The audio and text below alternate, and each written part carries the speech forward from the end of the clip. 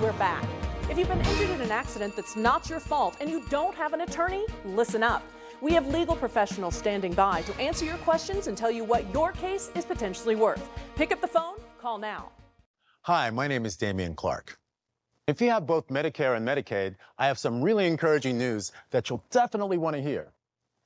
Depending on the plans available in your area, you may be eligible to get extra benefits with the Humana Medicare Advantage Dual Eligible Special Needs Plan.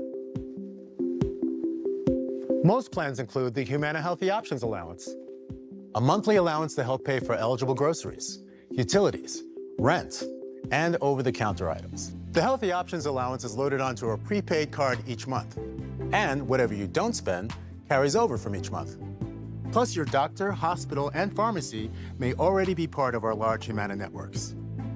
So call the number on your screen now and ask about a Humana Medicare Advantage Dual Eligible Special Needs Plan. Humana, a more human way to healthcare.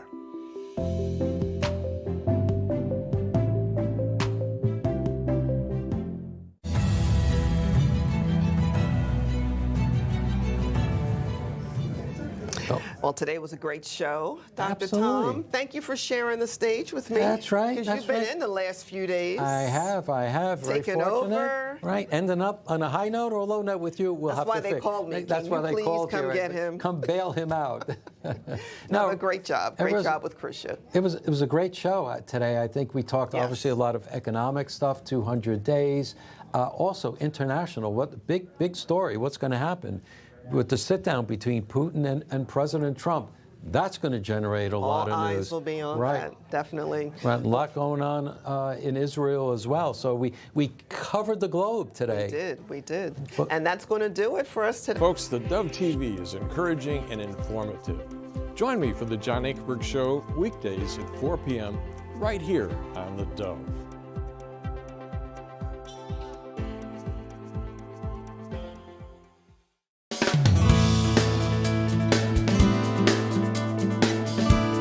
Well, good morning, good morning, good morning. Welcome to Mornings on the Dove, where we can officially say it's Friday. Yeah! We made it. Yes, we did. To Friday. And happy Friday to you. And a lot going on in the news. There always is. Get ready for, at least in our backyard, a hot weekend. Yeah. 2 days. Sunday and Monday are going to be in the triple digits. And then it quickly backs down. Yeah. I mean, it just goes right on down. In fact, we'll see upper 70s by next weekend. Yeah, not bad. Not bad at all. So anyway, good morning to you. A lot in the news. And Jerry's Hill, that's the only thing that really counts. We're going to get away. Yeah, we'll get over that. Yeah, we'll get over it. By the way, yes, folks, we get him counseling. Yes. Oh, yeah. Yeah. Yeah. She's waking up right about now. Well, that one's given up, but we've given you professional counseling. That didn't work. They all quit. So anyway, he's going to become the appendix to a lot of psychological books. Yeah, I'm an appendix, all right. Anyway, good morning to you. Happy Friday. A lot of the news. We'll get to that. What's up? Well, it is going to get hot this weekend, so if you're going to do this activity, you may want to find a place to do it indoors because it is National Pickleball Day. Oh, boy. Yeah, now it is a popular paddle sport that continues to gain in popularity, especially with chiropractors, general practitioners, orthopedic surgeons. They've really, their business has really boomed. It's because, pickleball is played by everybody, but it seems as though there's a lot of, shall we say, seniors or near retirement or retired people playing this game. And, it's like anything else with an athletic endeavor. You got to be careful. You might fall. Yeah. It's a possibility. It was invented in the Northwest. Okay. And its name came from a guy was developing a smaller version of tennis for his children. Yeah. And because they were limited in space and all this and that. And their dog, Pickle. took the ball and run away from it. Okay. And they nicknamed it pickleball. Pickleball. And you said it right. It's a combination of tennis, badminton, and table tennis. The ball's kind of a wiffle ball type of a ball. The paddles are more like a ping pong paddle, only larger. Larger. And the doctor's bills all cost the same, whether you hurt yourself skiing or pickleballing. So there you enjoy go. and be careful out there. Yes. Also, global sleep under the stars night tonight. Yeah. Did you see the moon last night? Oh my goodness! And wow. Man, and the moon rise and the moon set this morning. Yeah, and Venus this morning coming up in the east. Oh my goodness! Yeah, it's like a light bulb out So there. yeah, you may want to go out there and sleep under the stars. Spend outdoors enjoying the sensational night sky. And we're lucky we don't have any smoke in our way right now. No, we don't. There are other places to do, but enjoy what you have. It's also National Dollar Day. National Dollar Day commemorates the day Congress established the U.S. monetary system in 1786, but it wasn't until 1862 that the United States printed its first dollar bill. And it wasn't George Washington on it. It wasn't any president on the dollar bill. It was Salmon P. Chase, who was President Lincoln's Secretary of the Treasury. Oh, really? I wonder what those dollar bills are worth, if there are any of them around. I know Pawn Stars.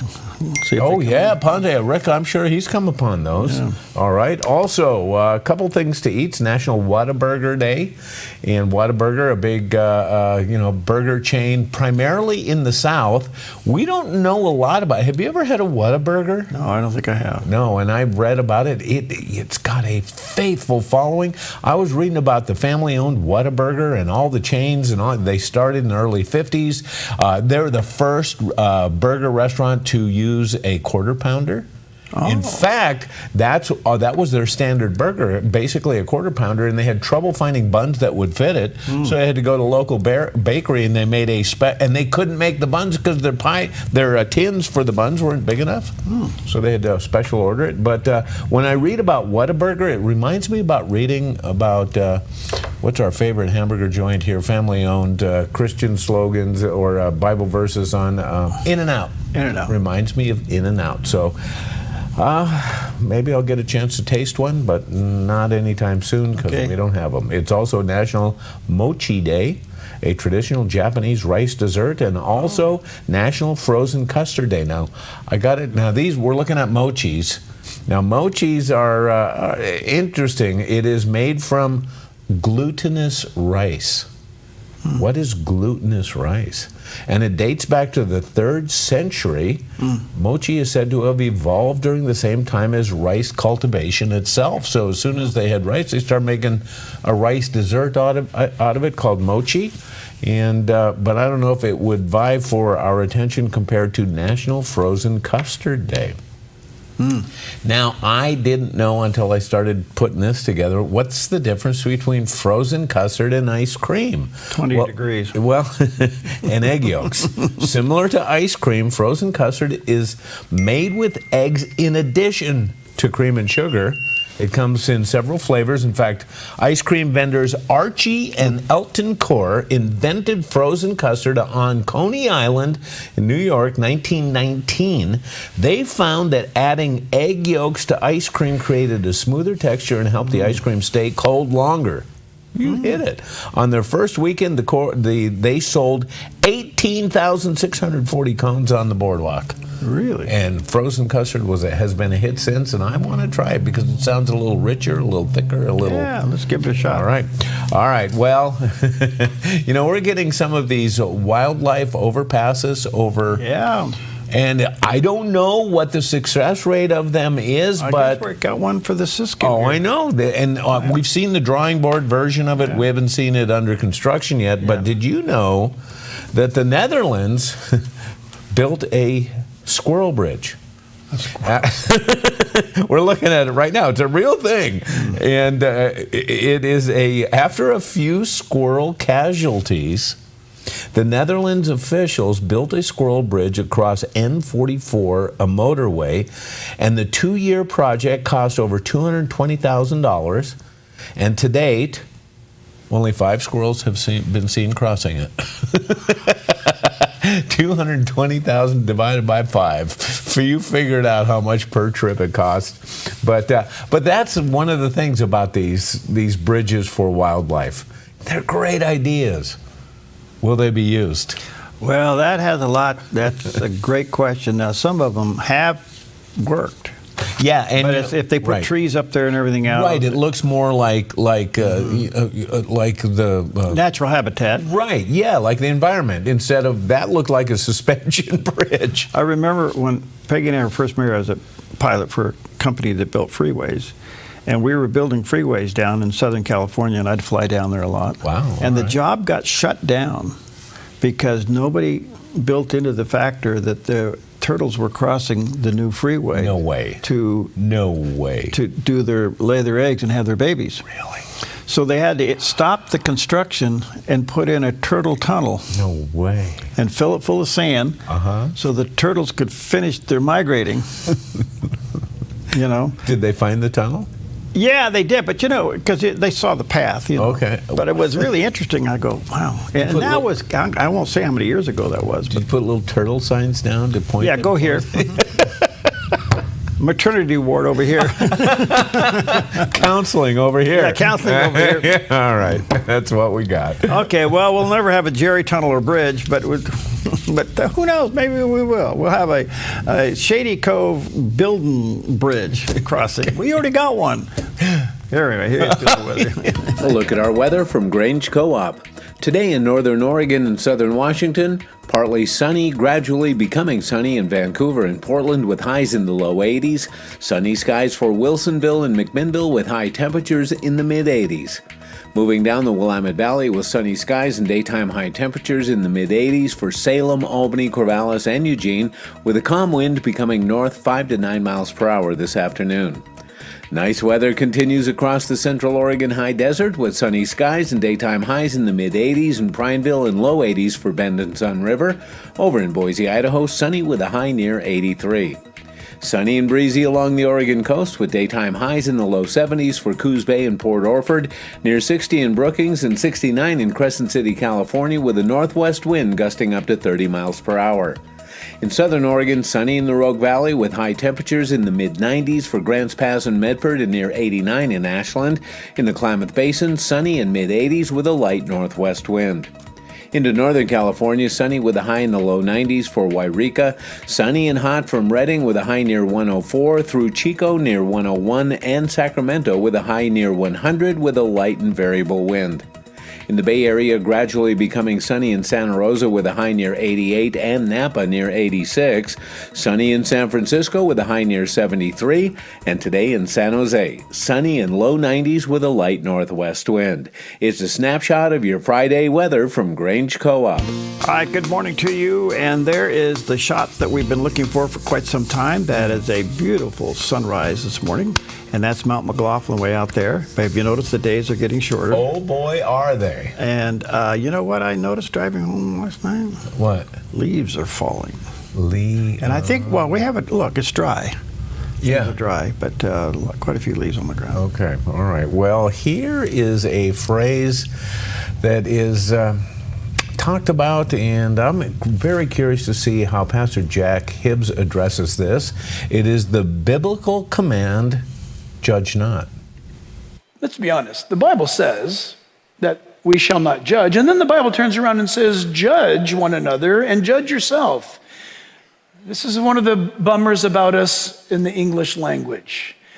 Mark it down, please. When the Bible says do not judge another, the word judge in English is very weak. It should be this way, and it is this way in the original scripture in the Greek language. Thou shalt not condemn. Because we are all called, even by Jesus himself, to be what we say, fruit inspectors. Right? When somebody says that they're a Christian, we who are Christians, and vice versa, we're supposed to evaluate each other's fruitful life. Do we really live like a believer? And we make determinations. We are constantly making judgments on all kinds of things. We're supposed to. Discern. You've ever heard the word discernment? Is a conclusion based upon judgment. But the Christian is not allowed We don't have it. We don't have the insight. We don't have the authority. We do not have the place. It's reserved only for God. We cannot condemn. We need to be careful about that. Well, okay. Yeah. So you may not judge out loud, but do you judge? Oh, come on. In the corners of my mind? Yeah, those corners are pretty dirty, aren't they?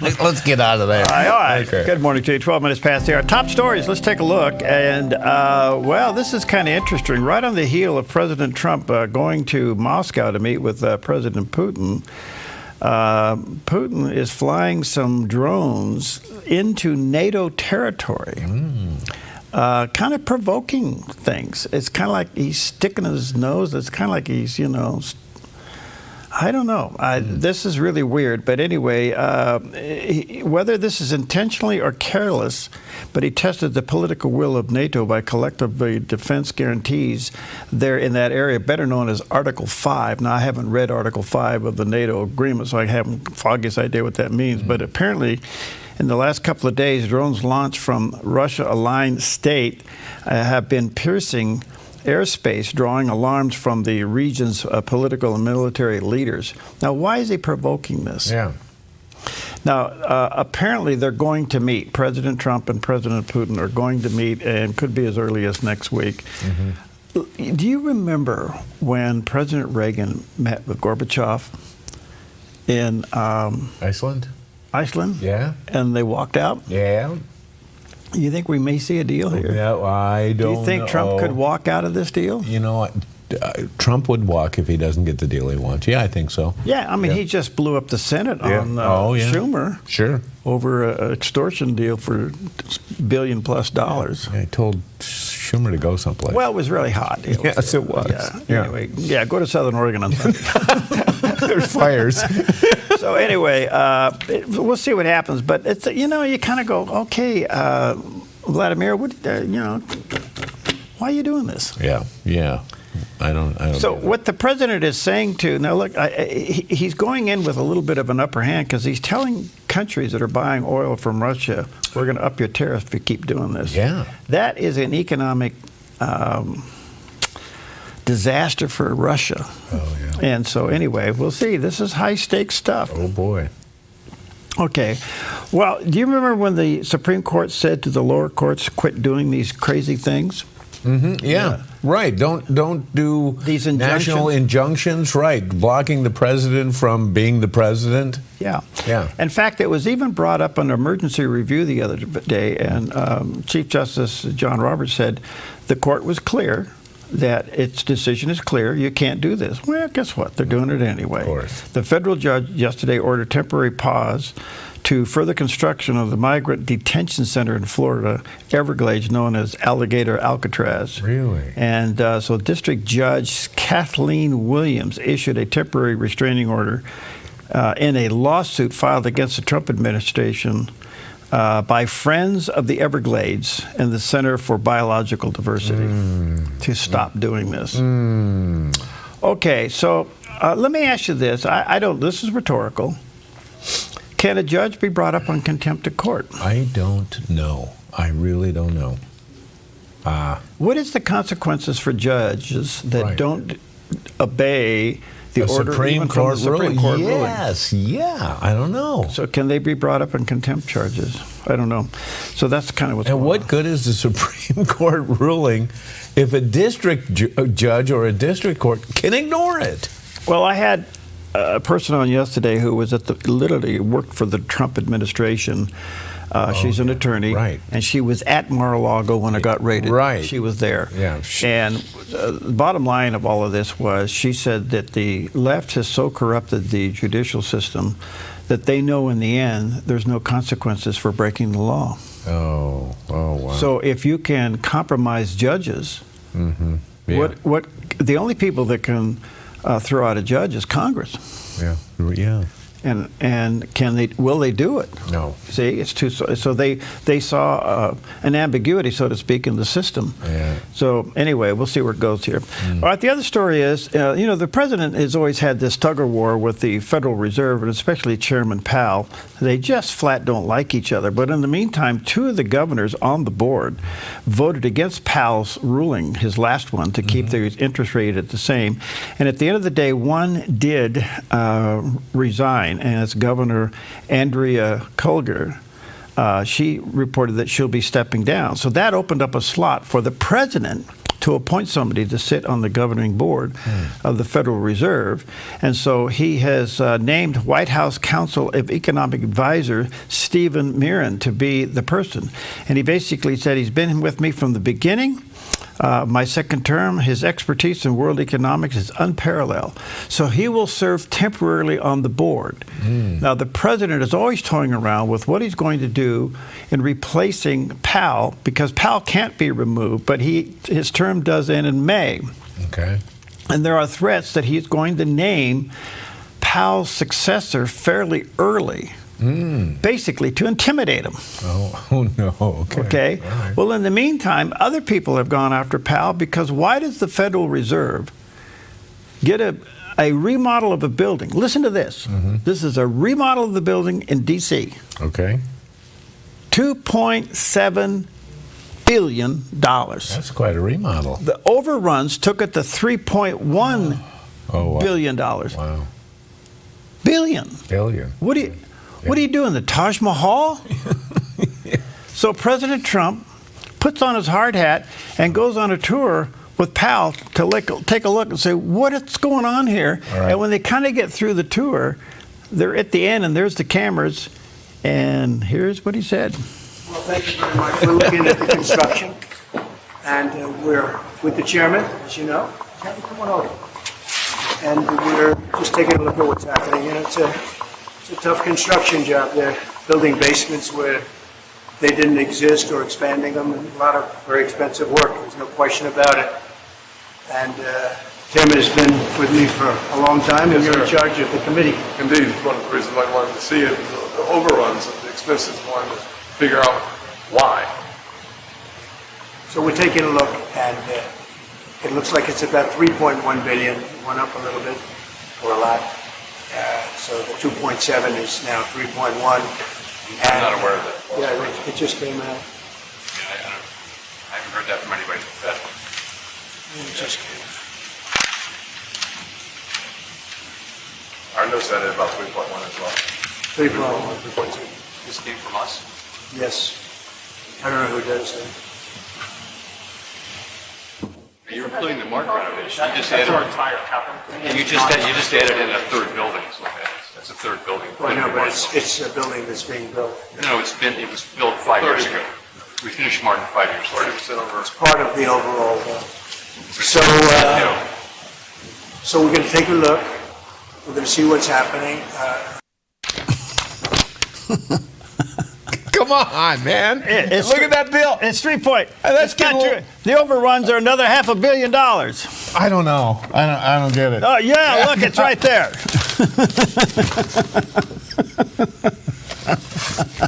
Well, the only thing I can say is billion. Billion with a B. I can't believe this. Well, look, these two guys don't like each other. No. Okay. And when you got the president walking around on the roof of the White House inspecting a construction job, then he goes downtown there and he's inspecting a construction job. Right. He knows what he's looking at. I still don't understand why we're in the billions of dollars for a remodel of a building in. Right. And this brings up a question, and I'll deal with this a little bit later during Focus Today. Do we really need the Federal Reserve? Oh, that's a huge question.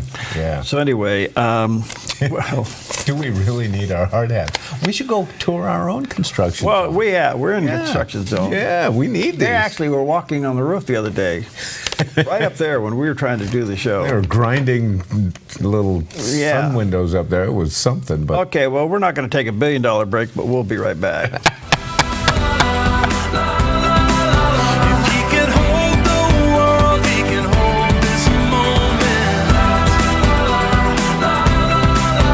Now to feel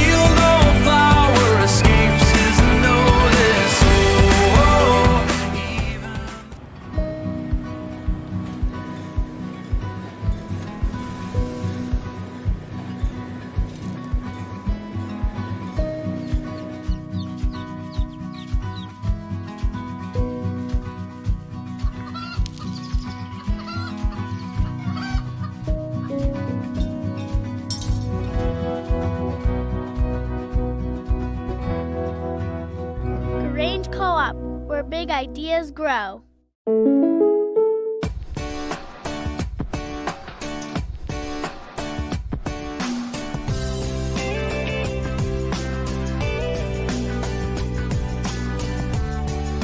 Combining your home and auto insurance could save you time and money.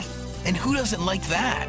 Want surprisingly great rates on auto, home, and life? Now's the time to call State Farm agent Rory Wold in Medford. Like a good neighbor, State Farm is there. Over 21,000 interviews, over 40 plus years. It's quite a feat, and one person can claim this huge milestone. The Dove's Perry Atkinson. Since 1983, Perry has been taking you up close to newsmakers, politics, world affairs, and a who's who of ministry leaders to encourage your walk with Christ. Tap into his experience and knowledge every weekday, right here, only on the Dove TV and radio. A lot of the drugs and alcohol I began to do was an escape from the pain. Struggle with my identity, struggle with my sexuality, struggling with feeling like I wanted to be loved. I would cry about it, I would be sad about it, but then I would find myself back doing it. And I heard a voice and say, it's just a question. If you was to die right now, where would you spend eternity? Friday on the 700 Club, right here on the Dove TV. Okay, good morning. 24 minutes past the hour. Buckle your seatbelts because I'm going to ride my horse here. Okay, get on. Okay, the governor, our governor, as you know, she's calling for a special session, bring the legislature back, I think it's August 29th, to raise the gas tax. Right. All over the Department of Transportation, ODOT, Oregon's Department of Transportation, supposedly. Look, it appears to me, let me just be real careful here and hopefully controlled. This agency needs to be audited. Okay? Mm-hmm. How do you get in this big of a mess without some of the people high up saying something? Right. Now, I don't know all the details, but all I know is they're asking for more money without accountability. Mm-hmm. And so the governor couldn't get this bill through in the last session, which tells you when you have a supermajority state like we do, made up of Democrats, and they can't even pass a bill for spending, Right, right. ought to tell you that it's really messy. Yeah. Okay. Yep. So she's going to call them all back for a special session on August 29th. Now, folks, let me say something here as clear as I can. You don't raise gas taxes. This affects everybody, and the so-called people that they're supposedly the champions of, Right. the middle class, the poor. Right. Gas tax will raise bread, eggs, gas, everything else. Your cost of living will go up. Yeah. It affects everything and everybody. She also wants to raise an additional $42 for vehicle registration and increase 1% increase. Listen to this. Are you sitting down? Mm-hmm. A 0.1% increase on payroll tax. What? What? Now, folks, not only call and write your legislator, call and write every legislator. I've talked to various groups around our backyard, and I'm hoping that they will put together a coalition and sign petitions to stop this. I've asked other Chamber of Commerces in their areas, jump on this and stop it. And I would say that those going up to vote, if you voted it down before, you should even more so vote it down now. Yeah. Okay? But she's trying to raise this. And folks, let me ask you this. When ever have you seen a tax removed? Never, yeah. This will kill business in Oregon. It will cause business to leave. It will drive your bread and your eggs and your milk up. Yeah. And for us, those who have struggled to make a payroll every 2 weeks, another 1%, oh, it's only 1%. Well, then you figure out a way to make a payroll every 2 weeks. Yeah, right. Yeah. You figure out a way to set those taxes aside, because if you don't, they shut you down. I have a question. I'm a little frustrated. All right. I know. That's okay. So she has called them back to a special one-day session, right? What happens if she doesn't get what she wants in one day? Does she keep them there? I don't know the protocols to that. I don't know if it's kind of like what's going on in Texas. Okay. There was a move in Texas where the governor could call them in. As you know, 51 of them got up and left, got on an airplane, went out of town. Yeah, yeah. He could end a session and call it back, end a session and call it back, and all of a sudden, they now could be in jeopardy of losing their seats. They could be kicked out. Right. Okay. Yeah. So we'll see where this one goes. But here, this is a special session to raise taxes, and they have to go home and run for re-election. Yeah, right. Folks, look, this one, if we can stop the fire map, even though it has a residual impact upon us in the insurance industry, we better yell and scream about this one. Yeah, well, and we're not the only ones yelling and screaming about this, and it seems as though obviously they failed in the last attempt to do this. Why does she think she can cajole them into this by calling them back? What leverage is she going to use, do you think? Well, she has the power to call him. She has the power to call a special session. Okay, and keep them there.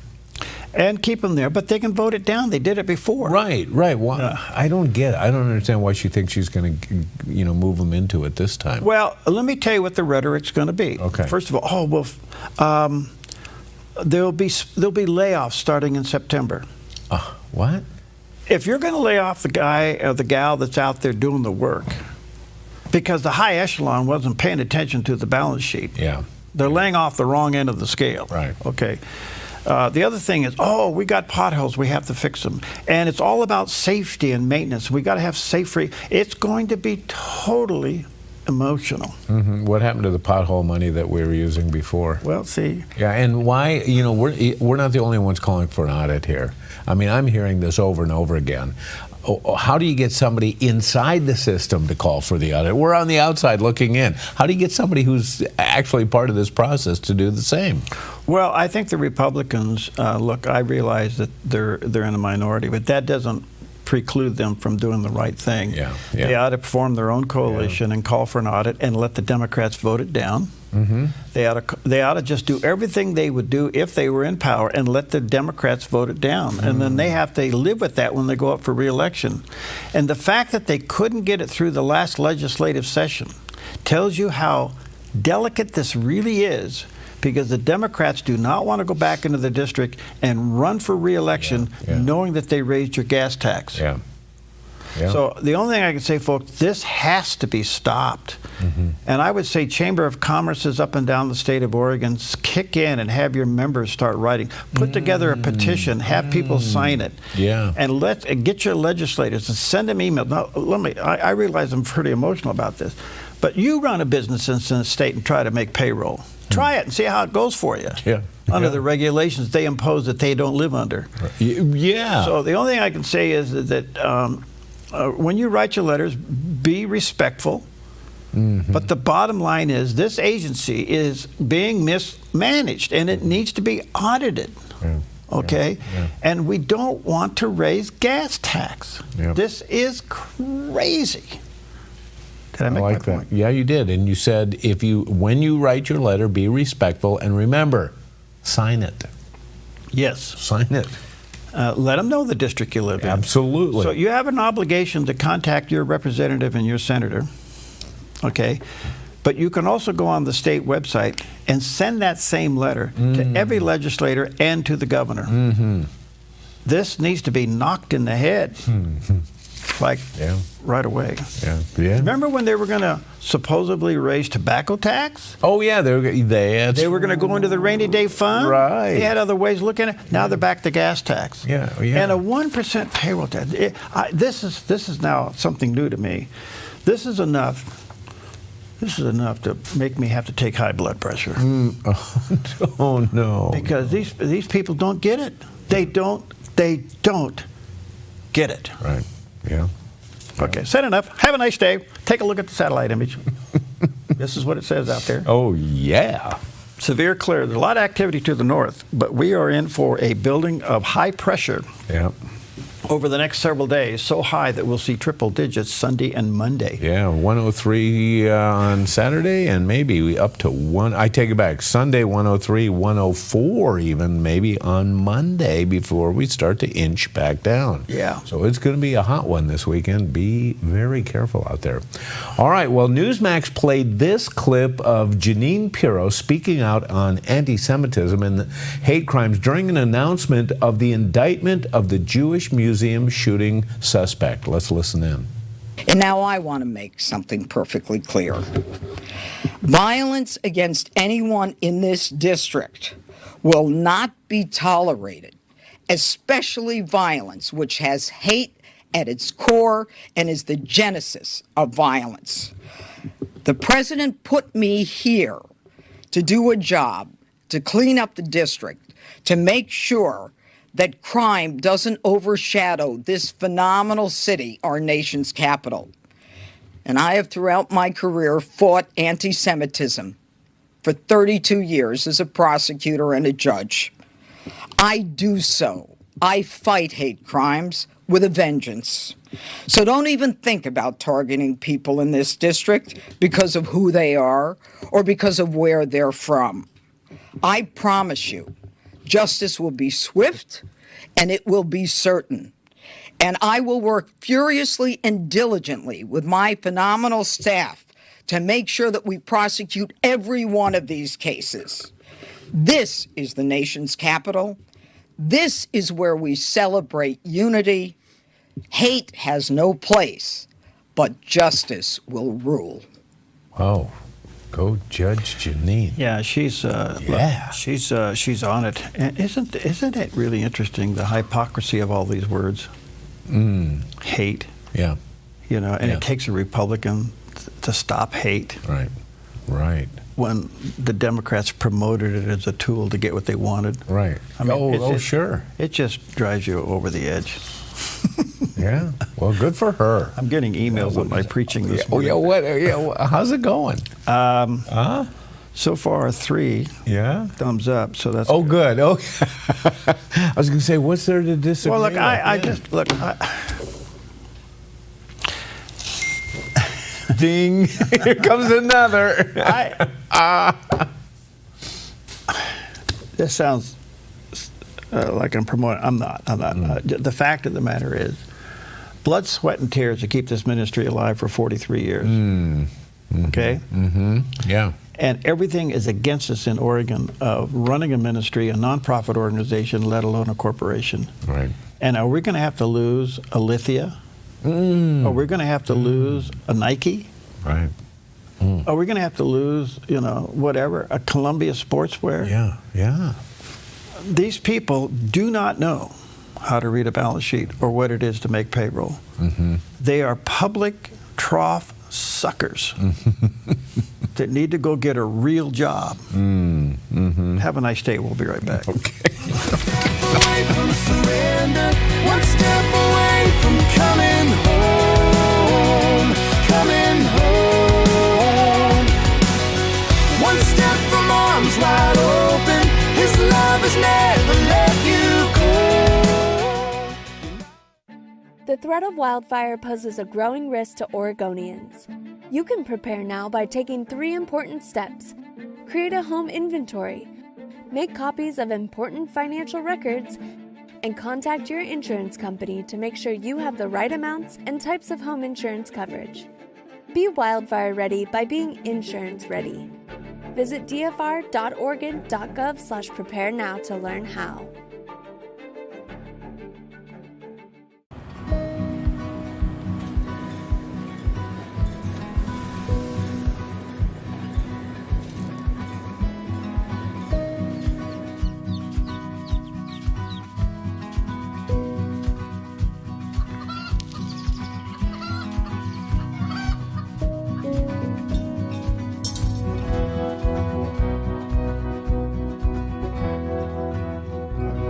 Co-op, where big ideas grow.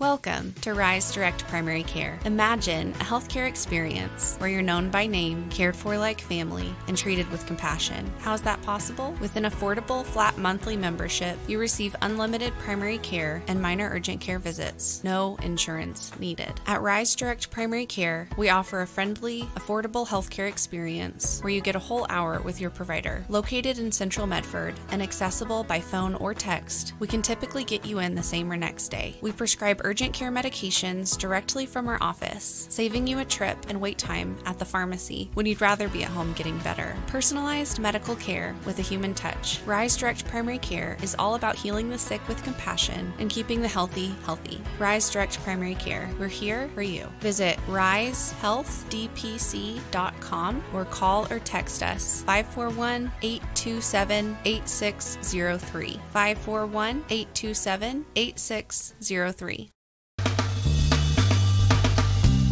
All right, good morning to you. The Middle East is also heating up, and so let's check in with CBN Newswatch and find out what's going on over there. This is CBN Newswatch. Thank you so much for joining us for CBN Newswatch. I'm Ephraim Graham. Today is Friday, August 8th. I want to begin this half hour in the Middle East. That is where the war in Israel is reaching a fever pitch as a new plan to take over Gaza City moves into action. The plan, which was approved last night, is aimed to destroy what remains of the Hamas terror group and to pressure it to free the 50 hostages that are still being held. The IDF warns this could put the lives of Israeli hostages still in captivity at risk. CBN's Paul Petit has more now. He's reporting from Jerusalem. Here's our top story. Prime Minister Benjamin Netanyahu explained Israel's goals for the new action. We want to liberate ourselves and liberate the people of Gaza from the awful terror of Hamas. The phased plan includes disarming Hamas, returning all hostages, demilitarizing the Gaza Strip, Israeli security control in Gaza, and creating a civilian government that is neither Hamas nor the Palestinian Authority. Netanyahu telling Fox News Israel doesn't want to be in charge of Gaza. We don't want to be there as a governing body. We want to hand it over to Arab forces that will govern it properly without threatening us and giving Gazans a good life.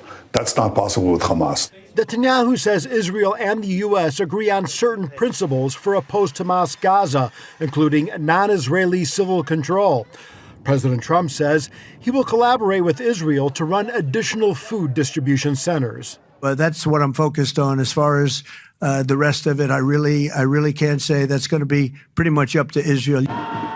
As a group of demonstrators outside the minister's office chained themselves together in protest, the Israeli Defense Forces warned the plan could put the lives of remaining hostages at risk. Israel does, in fact, run a huge risk by taking the military action that they've planned in order to end Hamas and save hostages. But what choice do they have? I think with a combination of the right military tactics and international pressure, we can get all of them, and certainly most of them, out. The plan is meeting with resistance from the United Kingdom, the British ambassador calling it a huge mistake. Some fear the Gaza takeover plan could spark a new wave of anti-Semitism. This Paris office of Israeli airline El Al was vandalized Thursday. And there's the ongoing battle over media coverage of Israel and the war. Netanyahu telling Fox News that he's looking into whether a country can sue the New York Times for this misleading front page article. It portrayed an emaciated child as evidence of starvation in Gaza, when he was actually ill from a medical condition. And there's this recent post showing video of Palestinians begging on the left and the same people in a car appearing to rehearse their roles on the right, as a member of the Palestinian press directs them as he drives. The Prime Minister says the public is catching on and the truth will win out in the end. People will see the humanitarian surge. People will see our efforts to prevent civilian casualties. In Jerusalem, Paul Petit, CBN News. Continue our coverage now with Middle East Bureau Chief Chris Mitchell. He's joining us from Jerusalem. So, Chris, what risk does this new offensive pose to the IDF, the hostages, and the people of Gaza? Well, Ephraim, for the IDF, this is the hardest kind of fighting. It's urban warfare, house to house, many of those houses being booby-trapped, and then complicated by tunnel warfare. We heard about that directly from an IDF general. His name was Goldforce when we witnessed one of those tunnels inside Khan Yunis. So they have to fight not only above the ground, but below the ground as well. However, in the last almost 2 years, the IDF has learned a lot how to fight this kind of warfare since October 7th. For the hostages, it could be the most dangerous phase so far. Could Hamas, Islamic Jihad, or any of the groups holding these hostages simply murder them if the IDF gets closer and closer? And that's the fear of why so many are praying for their freedom and for the protection. And for the people of Gaza, it's a dangerous and potentially deadly time to stay in Gaza City. And that's exactly why the IDF is urging all the citizens of Gaza City to seek safety and shelter in the humanitarian zones that they're setting up right now. And that's despite the claims of genocide. It's what the IDF has been doing since the beginning of the war. They try to protect civilians, get them out of harm's way, while Hamas, on the other hand, is using their own citizens as human shields. If they get killed, God forbid, or tragically, then they can use that to demonize Israel. Well, taking over Gaza City, what do you do? What do you do? Yeah, and of course, condemnation from especially some of the European countries is going to be swift. Has already started. That's okay. However, I say it's okay. I mean, it's expected, okay? Yeah. But the only way this is going to be squelched is to make sure that President Trump's right there alongside of Netanyahu on this. Now, he's got Mike Huckabee over there representing the administration, but the United States is going to have to really be strong and saying, we're with you. Well, it's interesting, too. Netanyahu was looking at the New York Times. He's wondering out loud if they can be sued for the misleading picture that they put on the front page. Yeah. So it's interesting to see how this is going to play out. Yeah. Okay. Go to your line 14. Oh, okay. We'll do weather. Okay. Yeah, the weather's warm. Okay. Well, it was on this day in 1988 that the lights finally came on in Wrigley Field. On August 8th, 1988, the lights finally came on at Wrigley Field. After 74 seasons of only day games, the Chicago Cubs hosted their first ever night game at home, becoming the last major league team to do so. Night baseball wasn't new. Minor league teams started playing under the lights back in the 1930s, and the first big league night game took place in Cincinnati in 1935 with President Roosevelt flipping the switch from Washington, D.C. But Wrigley held out. By 1988, it was the second oldest park in baseball and a symbol of tradition. That night, 91-year-old Cubs fan Harry Grossman threw the switch and proudly declared, "Let there be light." Cubs ace Rick Sutcliffe took to the mound and promptly gave up a homer. Cubs legend Ryne Sandberg answered with one of his own. But rain cut the night short in the fourth inning. Because it wasn't an official game, the real first Wrigley night win came a day later, August 9th, against the Mets. Still, the night of August 8th, it lit up history. And of course, you know, night baseball, lights on stadiums, it's all about one thing: butts in seats. Could you get more people coming out at night than you do? About hot dogs. No.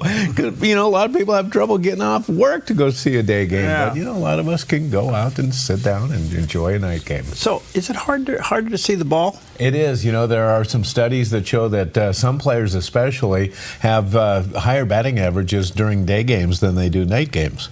Yeah. So, and then you also see it out in the field as well, too. But, you know, it's all good. Okay. Yeah. Well, he doesn't.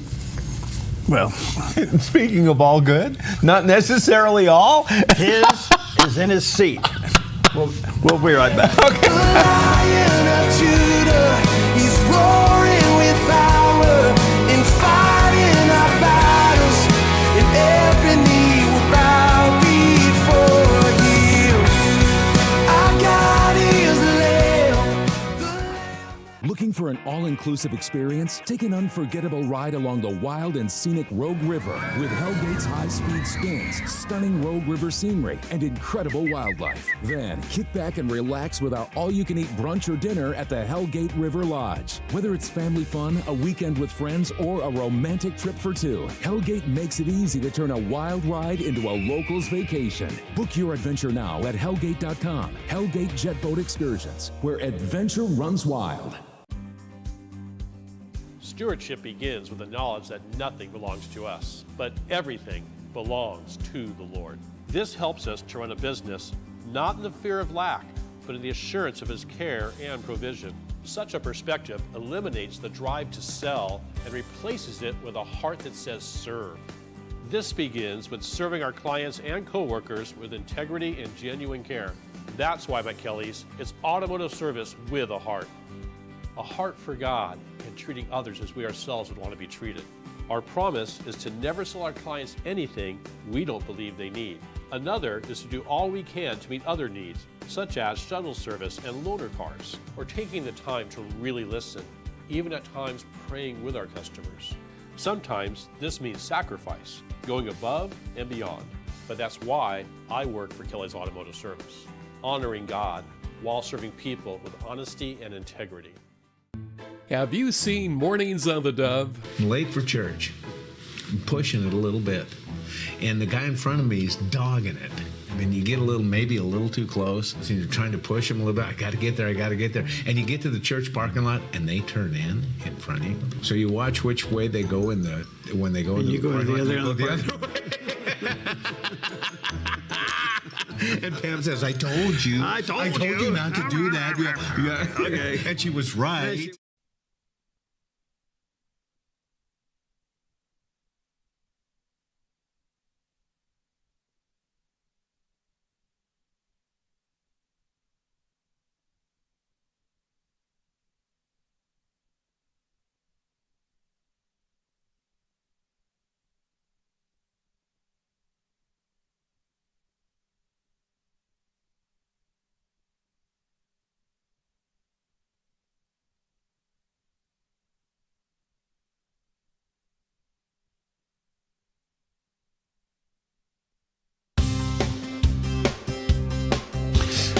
All right, welcome back. 11 minutes before the hour. Yesterday, I had a fascinating guest on the Focus Today with me, and you may want to go to the Dove website and watch the interview. Her name is Christina Bobb.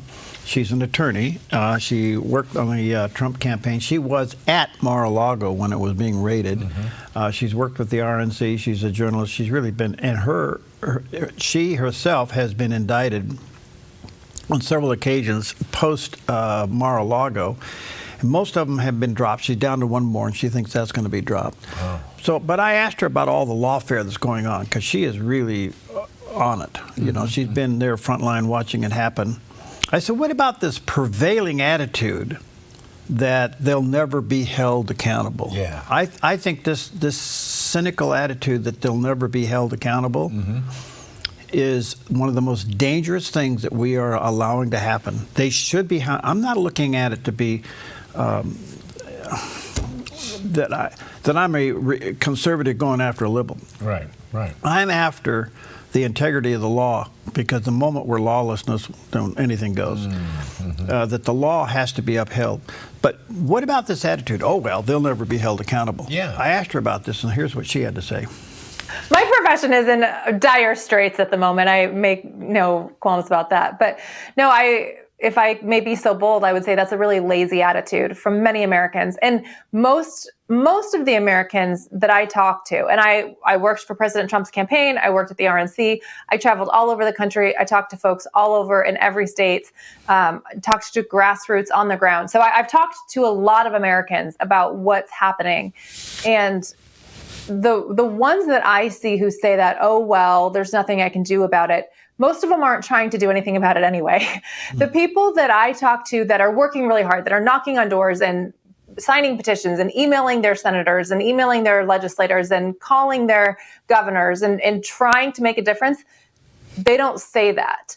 And so, I want to be careful, not trying to offend any viewers, but ask yourself, if that's the way you feel about it, ask yourself, have you tried anything? have you tried to make a difference? Mm-hmm. And if you can't honestly point to something saying that you've tried and, oh, it doesn't do any good, okay, well, then sit and watch the rest of us work at it.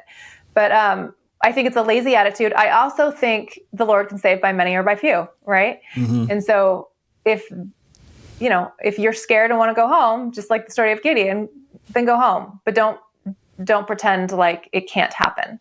Yeah. Thank you. Yeah. Because it's like this gas tax. Mm-hmm. We can do this. Yeah.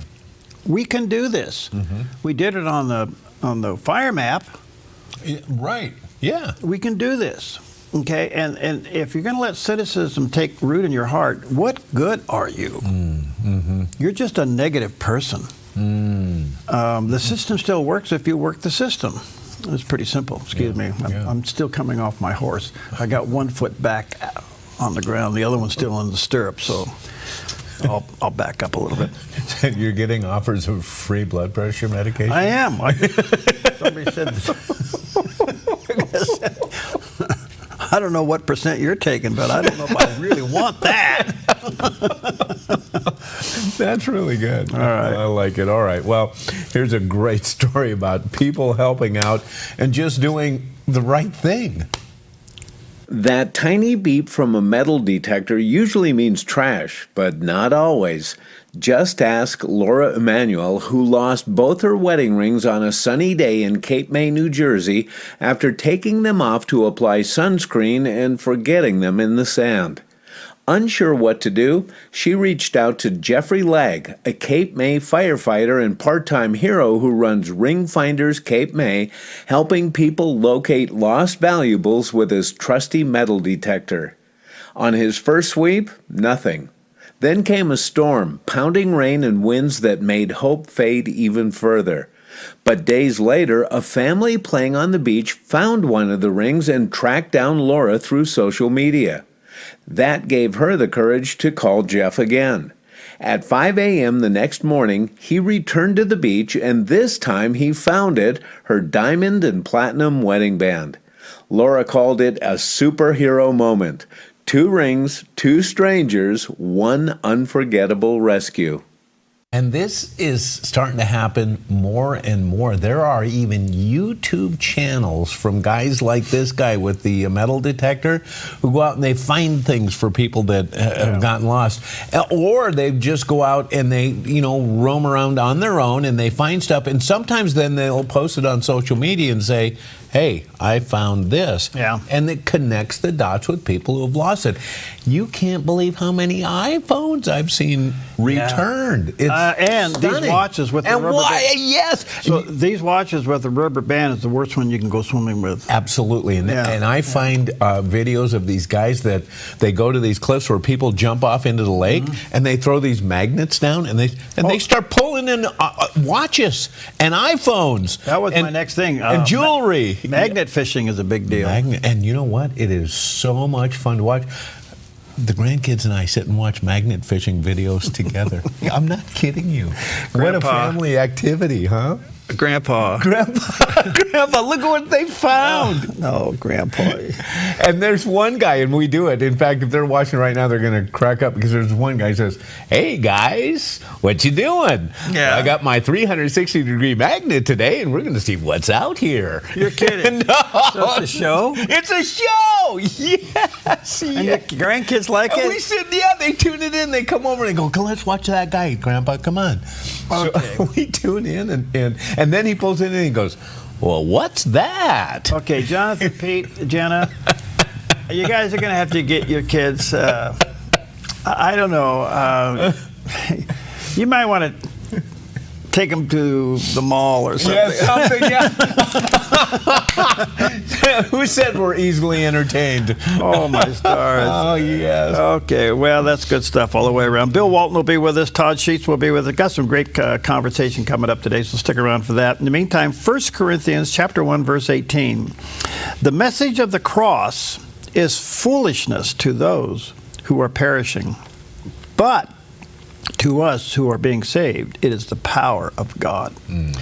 You'll never understand the cross until the Holy Spirit clicks in your mind and in your heart, then you get it. There's a beautiful shot of our backyard.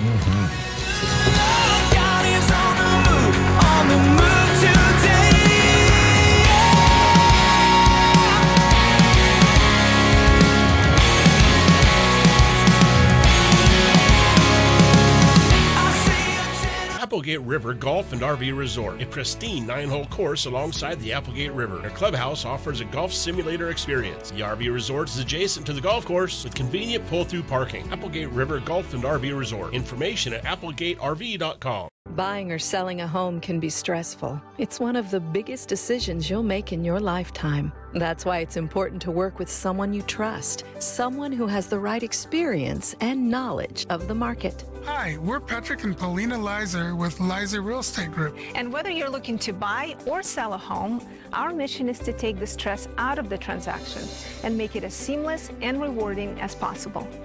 Contact us today. We look forward to working with you. Finding that next great series to binge watch is fun, but your neck, shoulders, and body don't count that as me time. Hi, I'm Tamara Miller, owner of Organic Element Spa, and I invite you to put down the remote, get off the couch, and schedule yourself some real me or we time with your favorite service, like one of our many massages, couples massages, or facials. Your health, safety, and comfort are always top priority with us at Organic Element Spa. We can't wait to see you. Book your appointment today.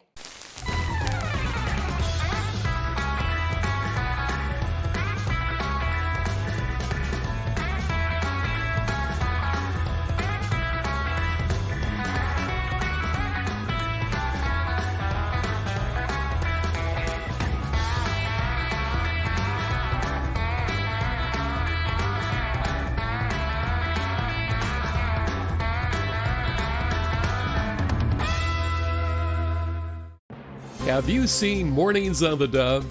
Iran did attack Israel yesterday, and that has escalated.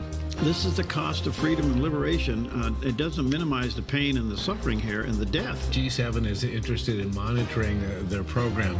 Trump says, we're way past that. Yeah. We're eliminating it. Dads have power in their words. Wake up to information. Mornings on the Dove, weekdays. Hi everyone, I'm Pastor Doug, producer of Dusty's Neighborhood, a show that helps kids grow in their love for Jesus. Doug, don't talk about the show. Let's just show them. Roll the clips. All right, kids, this is what you need to know. My new show is a blast. Jokes, check. Comedy, check. Pastor Doug, falling off a ladder, getting soaked in water, covered in cotton candy, check. That's how you do it, Doug. Check out Dusty's Neighborhood here on Dove TV. You're watching the Dove TV, encouraging and informative for Salem, Portland, and the Willamette Valley. Seen on KWVT 17 and these Dove TV affiliates.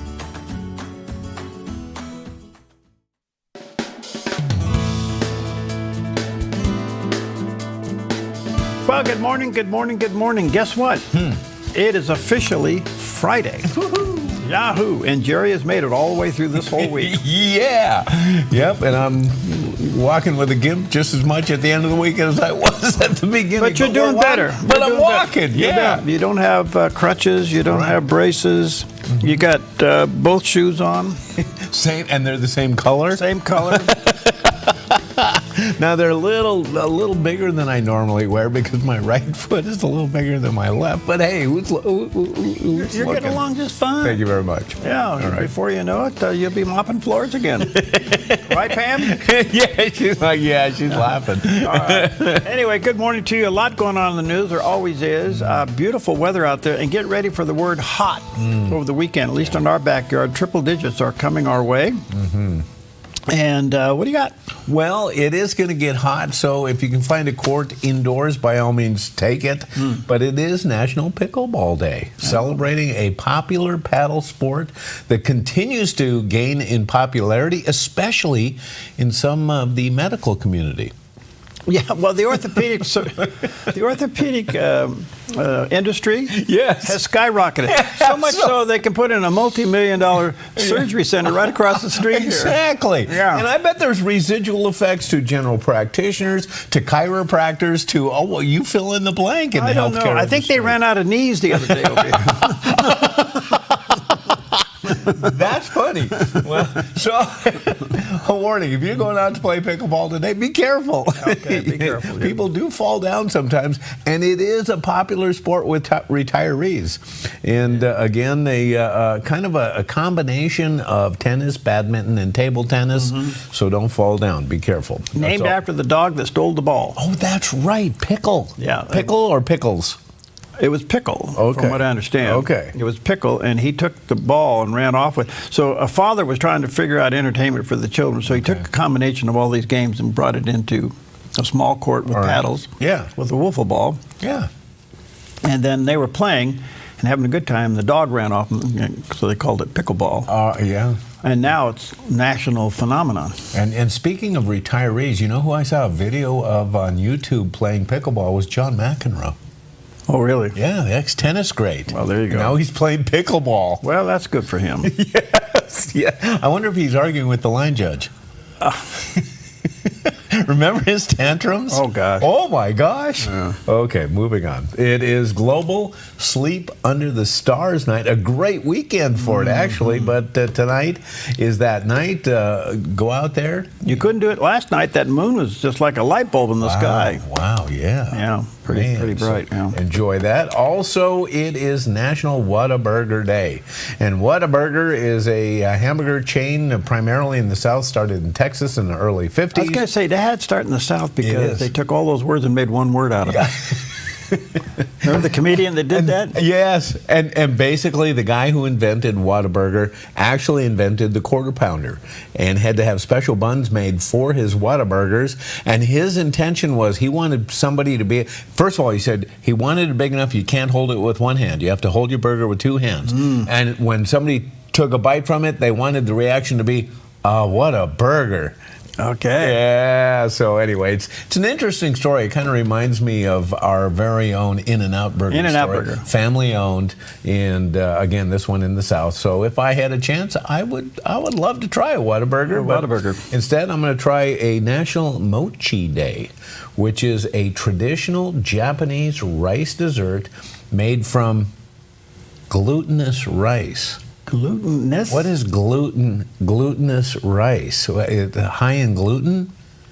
Obviously not gluten-free. Is this one of those you got to be careful of? I don't know. But it dates back to the 3rd century, and mochi is said to have evolved during the same time as rice cultivation itself. So as soon as there was rice being cultivated, obviously coming into our diet as a main staple, obviously in that part of the world, but also in their dessert. And it looks delicious. It does. Beautiful. And I think they also use that glutinous rice, and then they deep fry them with things in them too. Deep fry it. I'll take it. Okay. Well, there we go. Okay. If we're not going to get you at the orthopedic ward, we're going to get you over at the cardiac cardiologist. I enjoy that. Okay. And one last thing, another dessert similar to ice cream. It is National Frozen Custard Day. Ooh. In fact, I didn't read 19. They found that by adding egg yolks to ice cream created a smoother texture and helped the ice cream stay colder longer. And on their first weekend, they sold over 18,000 ice cream cones. Oh, I should say frozen custard cones. Wow. So I don't know that I have ever had frozen custard. Well, but I would like to try it. Yeah, I remember eating frozen chocolate custard bars. Okay. And they were a little creamy. Okay, well, extra egg. They built a squirrel bridge, and we're looking at it right now. It looks like almost like a traditional pedestrian bridge. After a few squirrel casualties, Netherlands officials built this squirrel bridge across the N44 motorway. The 2-year project cost over $220,000, and to date, They have registered 5 squirrels using it. 5 squirrels have crossed it. All right, so what did it cost? It cost over, okay, let's go, $220,000 divided by 5. Okay, hold on, my phone is, all right. Okay. All right, so what was it, 220,000. Okay, where's my all clear? Okay. Here? I got it. I'm not used to this stupid thing. Yeah, we're technology based here. Okay, so 220,000 divided by 5. Okay, divided by 5. Oh, that's $44,000 a squirrel. Well, there's a return on your investment. You know, there's an ROI for you. Absolutely, something that Oregon would be able to appreciate. Don't let Tina Kotek hear in this. Oregon, that would be a success. Yes, absolutely. Yeah. We're going to leave it right there. Okay, well, he's worth $44,000. Just to give you a report. A look at our weather from Grange Co-op. Today in northern Oregon and southern Washington, partly sunny, gradually becoming sunny in Vancouver and Portland with highs in the low 80s. Sunny skies for Wilsonville and McMinnville with high temperatures in the mid-80s.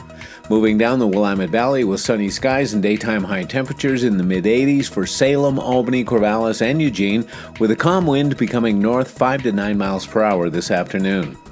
Nice weather continues across the central Oregon high desert with sunny skies and daytime highs in the mid-80s in Prineville and low 80s for Bend and Sun River. Over in Boise, Idaho, sunny with a high near 83. Sunny and breezy along the Oregon coast with daytime highs in the low 70s for Coos Bay and Port Orford, near 60 in Brookings and 69 in Crescent City, California with a northwest wind gusting up to 30 miles per hour. In southern Oregon, sunny in the Rogue Valley with high temperatures in the mid-90s for Grants Pass and Medford and near 89 in Ashland. In the Klamath Basin, sunny and mid-80s with a light northwest wind. Into Northern California, sunny with a high in the low 90s for Wairika.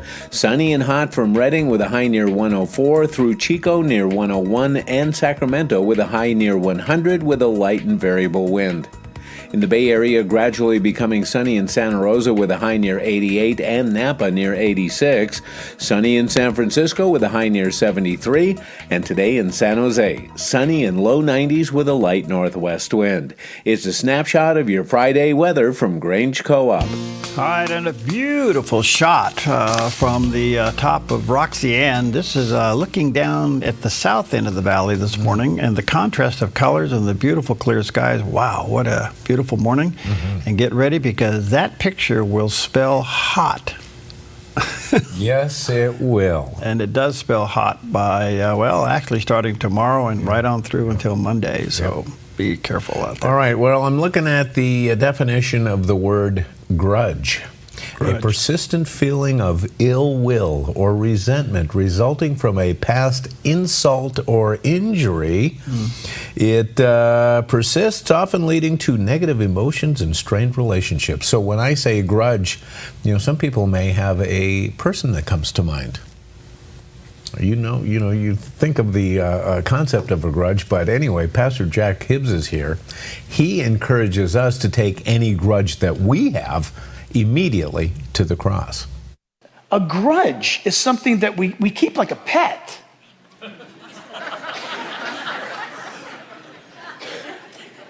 And we kind of nurture it along, and we feed it by saying the person's name.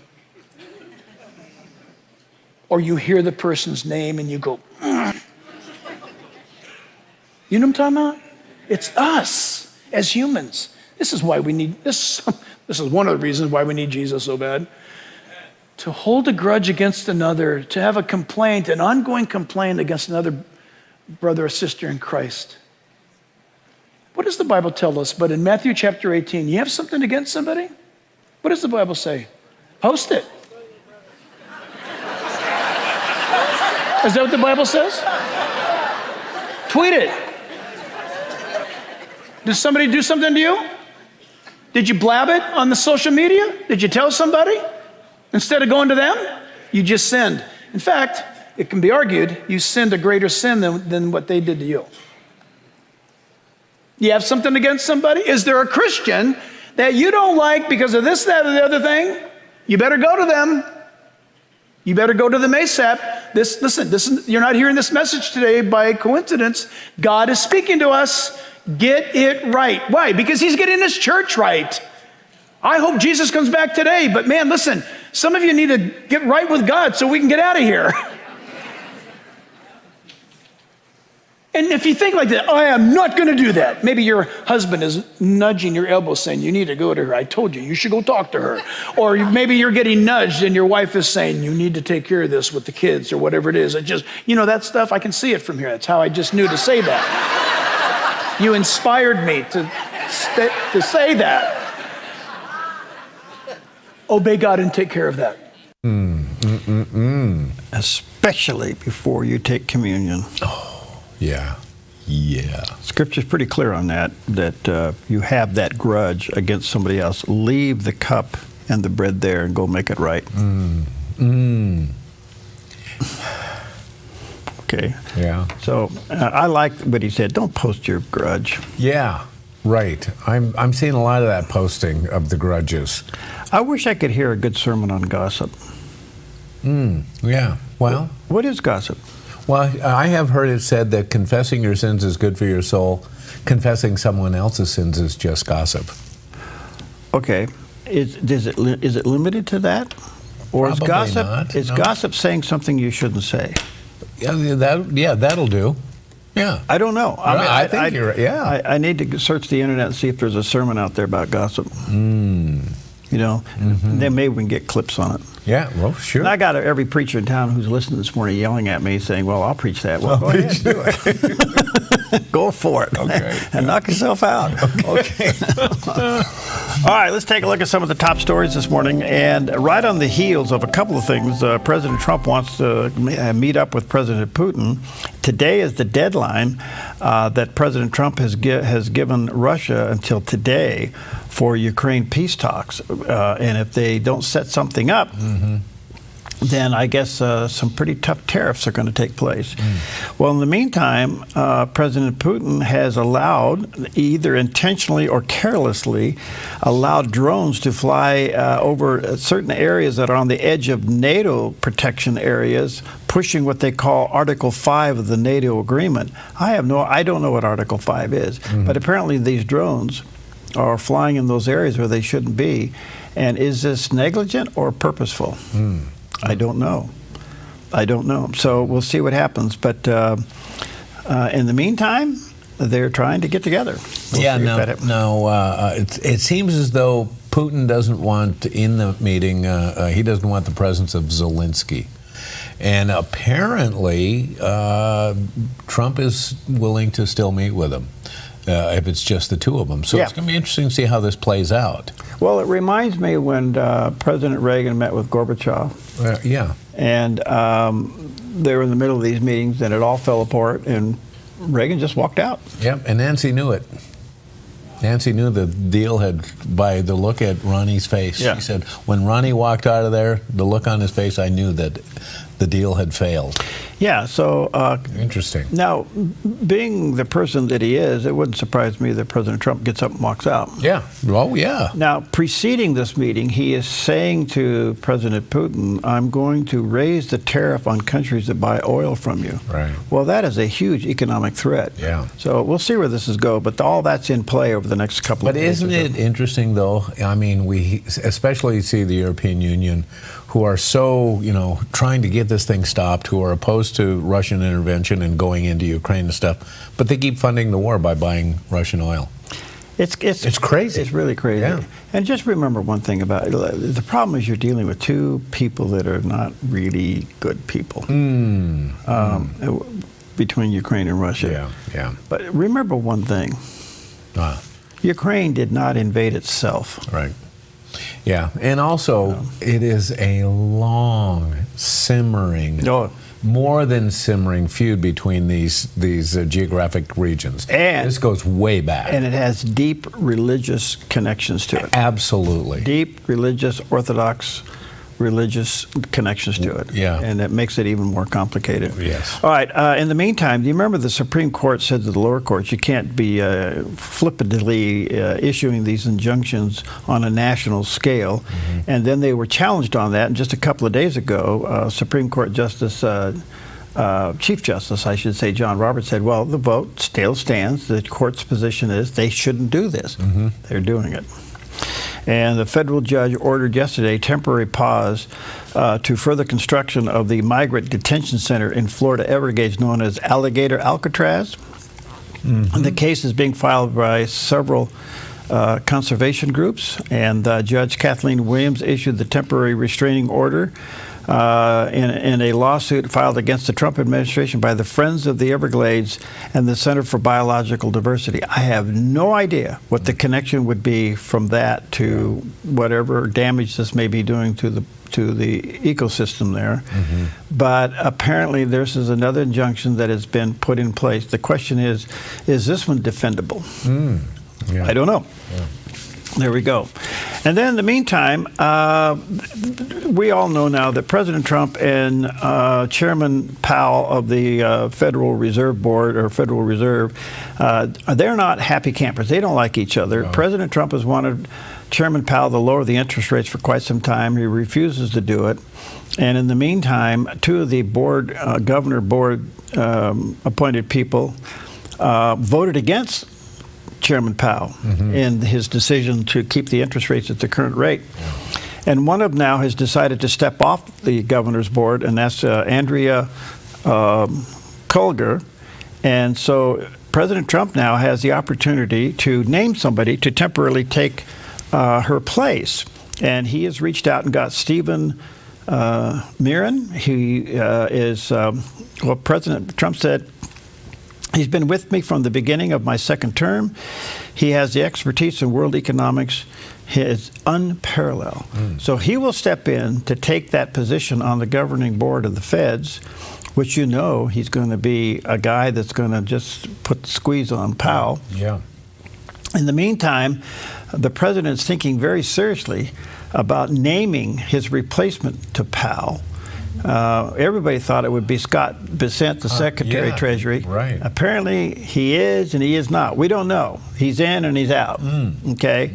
The reason the president wants to name that person now, even though Powell doesn't come out until May, is so that he has a counterpoint in the news. If Powell does this, he asks his new employee, what do you think? What do you think? And, you know, with all due respect, and I don't understand all the hatred of all this, but I don't know why Powell would stick around if that happens. I mean, he'd be better off just saying, you know, I'm going to take my golden parachute and go home. Well, in the meantime, Powell's also being called on the carpet because for somehow they decided to remodel the Federal Reserve Board building. And the budget was $2.6 billion, 2.7 billion. That just number staggers me. So the president goes, well, wait a minute, the overrides now are kicking at 3.1. I think I'm going to put my hard hat on and go down there and check it out. So they do a tour of the building, that with Senator Scott, and here's what they said at the end of their tour. Well, thank you very much. We're looking at the construction, and we're with the chairman, as you know. Come on over. And we're just taking a look at what's happening. You know, it's a tough construction job. They're building basements where they didn't exist or expanding them, and a lot of very expensive work. There's no question about it. And Tim has been with me for a long time, and you're in charge of the committee. Indeed, one of the reasons I wanted to see it was the overruns of the expenses. Wanted to figure out why. So we're taking a look, and it looks like it's about 3.1 billion. It went up a little bit, or a lot. So the 2.7 is now 3.1. I'm not aware of that. Yeah, it just came out. Yeah, I haven't heard that from anybody. It just came out. Our notes said it about 3.1 as well. 3.1. 3.2. This came from us? Yes. I don't know who does that. You're including the market renovation. You just added. And you just added in a third building. It's the third building. Well, no, but it's a building that's being built. No, it was built 5 years ago. We finished Martin 5 years ago. 30% over. It's part of the overall. So we're going to take a look. We're going to see what's happening. No. What do you think?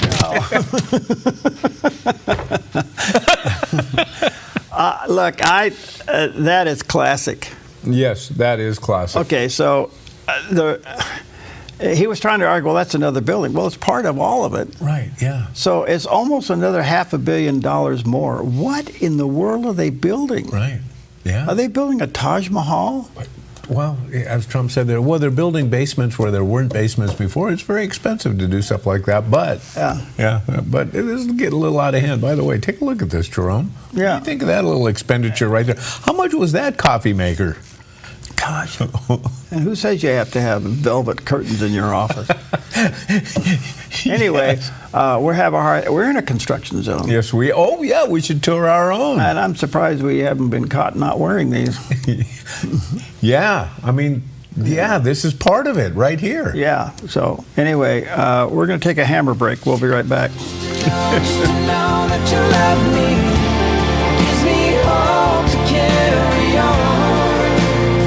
What can this world do to me? No, just to know that you're with me. All these roads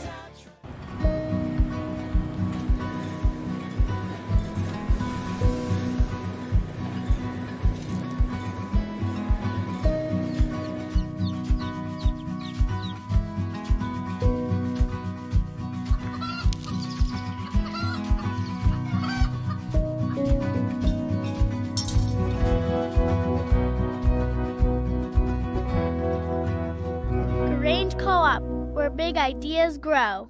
The right cleaning company matters. Choose Dust Plus Cleaning and Carpet Care, a family-owned company proudly serving Grants Pass and nearby communities for over 25 years.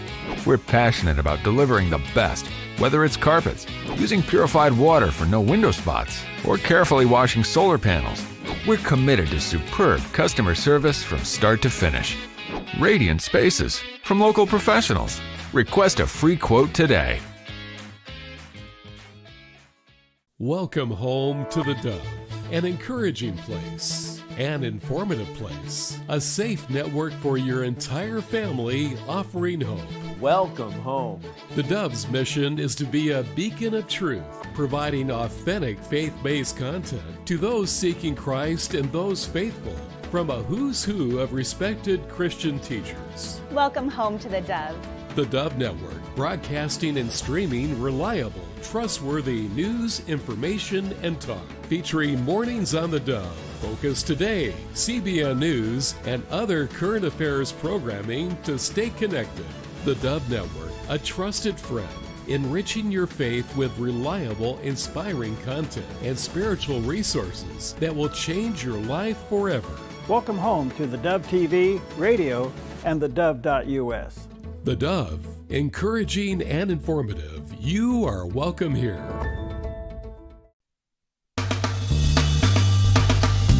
Hi, good morning to you. 25 minutes past the hour, and so let me crawl on my horse. This is the one that's kind of got me going a little bit here. You call it the cowboys call it a burr in the saddle. Okay, you got a rock in your boot. Yeah. Well, as you know, our governor is proposing a special session coming up at the end of this month, August, to address what she's calling to be a transportation crisis. Okay. Anyway, the transportation crisis is that she wants to raise money to fix ODOT, 6 cents a gallon of gas, an additional $42 for vehicle registration, and a 1% payroll increase on payroll tax. I can't tell you folks enough, and my first hour on this was a little hot, and I'm still kind of cooling down, but this is the one thing that kills business. Yeah. This tax will make your bread go up, your eggs go up, your milk go up, your cost of living will go up, and eventually it will drive out business. These are people that have never made a payroll, and you think, well, what's 1% on payroll tax? You come up with that every 2 weeks. Yeah, right. And if you don't pay it, you go to jail. Yeah. And the only thing, it's really unnerving. Now, here's the bottom line. They're trying to fund an agency that has never been audited. Probably hasn't been audited in years. So I'm encouraging you, and Chamber of Commerce's across the state in all 36 counties, do a petition drive with your members and business people, and send a letter. You send a letter to not only your legislator, your House member, your Senate member, but send that same letter to the governor. Write a nice letter and basically say, no taxes, audit ODOT. Now, why is this important? Well, first of all, it didn't pass in the last legislative session. That ought to tell you something. That in a supermajority of blue that we are in the state of Oregon, that even Democrats couldn't pass a tax increase. Right. Tells you that this is not a good deal. It's too sensitive. And these people are going to have to go home and run for re-election, increasing your taxes. Right. And this is, what if we lose a Lithia because they've had enough? Yeah. What if we lose a Columbia Sports, they've had enough? What if we lose a Nike, they've had enough? What is the governor thinking that she didn't get this through in the last legislative session? Calling legislators back who've already rejected this, and especially, as you mentioned, in a blue supermajority state. What does she have leverage-wise that she thinks she's going to get them to do it this time? Great question. And I think the answer is we're in an emergency. We have to do this because people are going to lose their job in September and potholes need to be filled. Oh, gosh. So it's all going to be emotion. Oh, sure. Okay, and this is crazy. And let me tell you this, if ODOT is in this big of a strait, you shouldn't punish the person out there doing the work. Right. This is administrative oversight neglect. And something is really, really wrong here. Well, you are not the only person that's calling for an audit of this department. I've been hearing it elsewhere as well. And why are we not hearing it inside the system? Why is somebody, a legislator, for example, not calling for this on the floor? I don't know that. I don't know that. Yeah. Okay, but I do know this, that this is government. Folks, write a letter. If we can stop the fire map from Senator Jeff Golden trying to shove it down our throat, and he himself all of a sudden got caught and realized he better vote against his own recommendation. That's amazing. We can stop this. And by the way, the fire map deals had a huge result, negative, and that is that it sparked the insurance industry to come up with its own fire map. Yeah. And people are still having their rates go way up. Right. This gas tax will not go away. You say 6 cents. Think about this. Yeah. Just think what it's going to do. The trucking industry, the food, everything will go up because of this. This is absolutely crazy. Well, and you have to stop. And then for those of us that struggle to make payroll every 2 weeks, and if you don't pay your taxes and put it in the reserve so you can make your payments, you go to jail. Yeah. You get audited. They come in and they take everything out of your bank account. They're as bad as the IRS. Yeah. In fact, it's part of the IRS. The only thing I can say is these are people that have never run a balance sheet. They don't know what it is to read a P&L, and they've never made a payroll. Right. This is crazy. Well, and they have a perfect scapegoat for this, because if they do this and our prices do indeed go up, they can blame Donald Trump. Well, they do. Yeah, well, they do. I realize that's the response to this. But there's another part of this that will happen. Since I'm on a little bit of a roll here. Okay. Taxes are one thing, but eventually it moves over into insurance. And if your cost goes up, then your insurance goes up to cover what you're doing. Right. And you add a payroll tax and a liability tax on a company of the size of ours, it's our biggest employee. Oh, wow. It's crazy. Wow. Absolutely crazy. So I don't need to drill down on that anymore. Write the letter, send it to every legislator, send it to the governor. You folks that are running Chamber of Commerces in all 36 states, use your membership to do a petition and send it. We can stop this. We can stop this, and we should. and shove it back down their throat and say, no, audit the department and fix the problem. Yeah. There you go. That's my 2 cents. Maybe I'm wrong. I don't know. Yeah. Let's take a look at Wall Street. Okay, here's what's happening on a Friday. Whew, I'll get some letters on that one. Okay, thank you, Preston. Here's a guy that gets it. Preston gets it. He's running a small business. There you go. Putting in the smart one. The Dow's up 190. Wow. The Nas is up 127, and the S&P a little over 36. So some nice green ink to end our Friday with. I'm not sure what's driving it, but hopefully it's something nice. I don't think it's tariffs. No. Maybe it's the peace talks. I don't know. Yeah, maybe. Gold's up to 34.97. Yeah. Silver about the same, 38, almost 39. And actually, crude oil, even though it shows it up, it's actually down from yesterday. It's right at $66. A little higher than that yesterday, so we'll see how the day goes. Well, we have heard the term strange bedfellows, and this could be that case exactly. Is President Trump teaming up with Andrew Cuomo? He is the Andrew Cuomo? What's left over there? Well, yeah. Now, he tried to run as a Democrat in the primary for the governor's position in New York and lost to the radical socialist communist Mamdani. And now he's going independent. And now I see this as New York City mayoral candidate held a news conference and spoke out on what he says is President Trump and Andrew Cuomo conspiring against him, and says the president has threatened to have Mamdani denaturalized. That former Governor Cuomo has been conspiring with President Trump about the fate of this city, about the future of this city, about the facts of this race. We know that this former governor has very little regard, whether it be for the Democratic Party, the democratic process, or for Democrats themselves, because he would rather look past having been beaten by close to 13 points by a campaign that amassed more votes than any Democratic primary winner in New York City history, to the extent that he would actually have a conversation with the very president who is stealing food from the hungry, who is throwing New Yorkers and Americans from coast to coast off of their health care, and doing so all in service of yet another significant wealth transfer between those who do not have enough in their pocket to those who have more than they know what to do with. I am surrounded by New Yorkers for whom this cost is lived every single day, for whom this question and this decision to get on the phone with Donald Trump has a significant and tangible impact on their lives and the lives of those that they serve.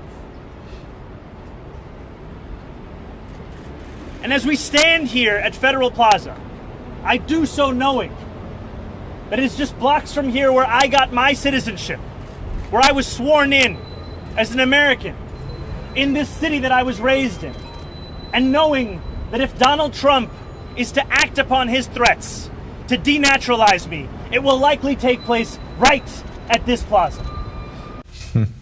Well, I don't know all that. I mean, it's just Trump doing what he does well, and that is that he can be pretty boastful about things. Yeah. And I don't understand the connection between President Trump and former Governor Andrew Cuomo, because there's a problem with him, and that is COVID. Yeah, huge. Huge. Yeah. But that also tells you, what are the alternatives? Yeah. Adam? And Adam now is re-entrenched sanctuary city. Yeah, Adam. So is New York doomed? I don't know. And when you see people leave New York, and they're leaving. Oh, and well, if this guy gets in, you ain't seen nothing. How can you afford it? Right. You can't afford it. Amazing. All right. Hey, happy Friday to you. I don't know what else. Is there anything to eat? We had that non-ricey thing. Yeah, and we also had frozen fudge bars. Frozen fudge bars. We'll be right back.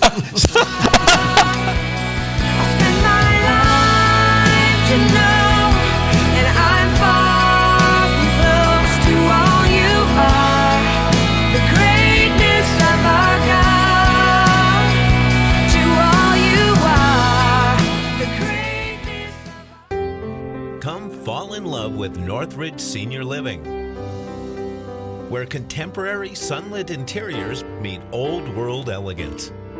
Walk through our lovely hallways and enjoy the fun staff-led activities. Forge lasting friendships with other residents and our exceptional caregivers. Dine in style.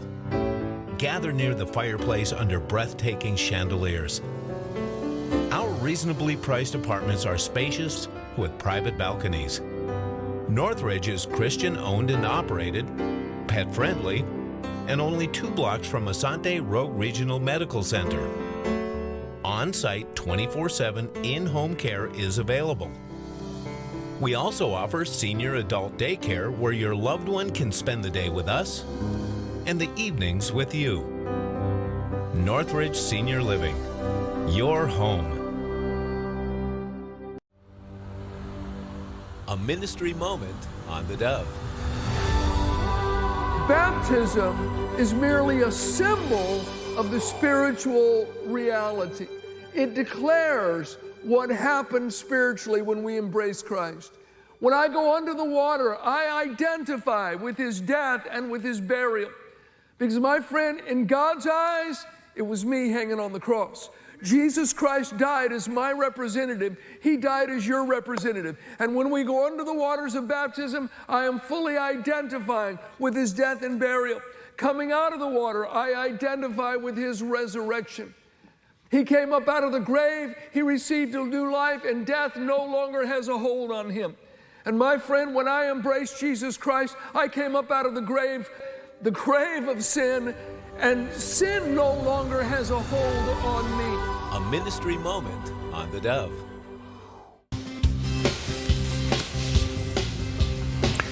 All right, good morning to you. And the Middle East is really starting to get, isn't it interesting, during this low period of supposedly ceasefires and peace negotiation, everybody's rearmed.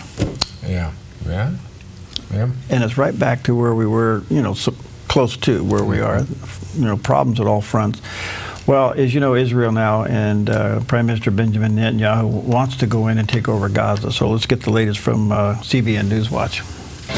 This is CBN Newswatch. Thank you so much for joining us for CBN Newswatch. I'm Ephraim Graham. Today is Friday, August 8th. I want to begin this half hour in the Middle East. That is where the war in Israel is reaching a fever pitch as a new plan to take over Gaza City moves into action. The plan, which was approved last night, is aimed to destroy what remains of the Hamas terror group and to pressure it to free the 50 hostages that are still being held. The IDF warns this could put the lives of Israeli hostages still in captivity at risk. CBN's Paul Petit has more now. He's reporting from Jerusalem. Here's our top story. Prime Minister Benjamin Netanyahu explained Israel's goals for the new action. We want to liberate ourselves and liberate the people of Gaza from the awful terror of Hamas. The phase plan includes disarming Hamas, returning all hostages, demilitarizing the Gaza Strip, Israeli security control in Gaza, and creating a civilian government that is neither Hamas nor the Palestinian Authority. Netanyahu telling Fox News Israel doesn't want to be in charge of Gaza.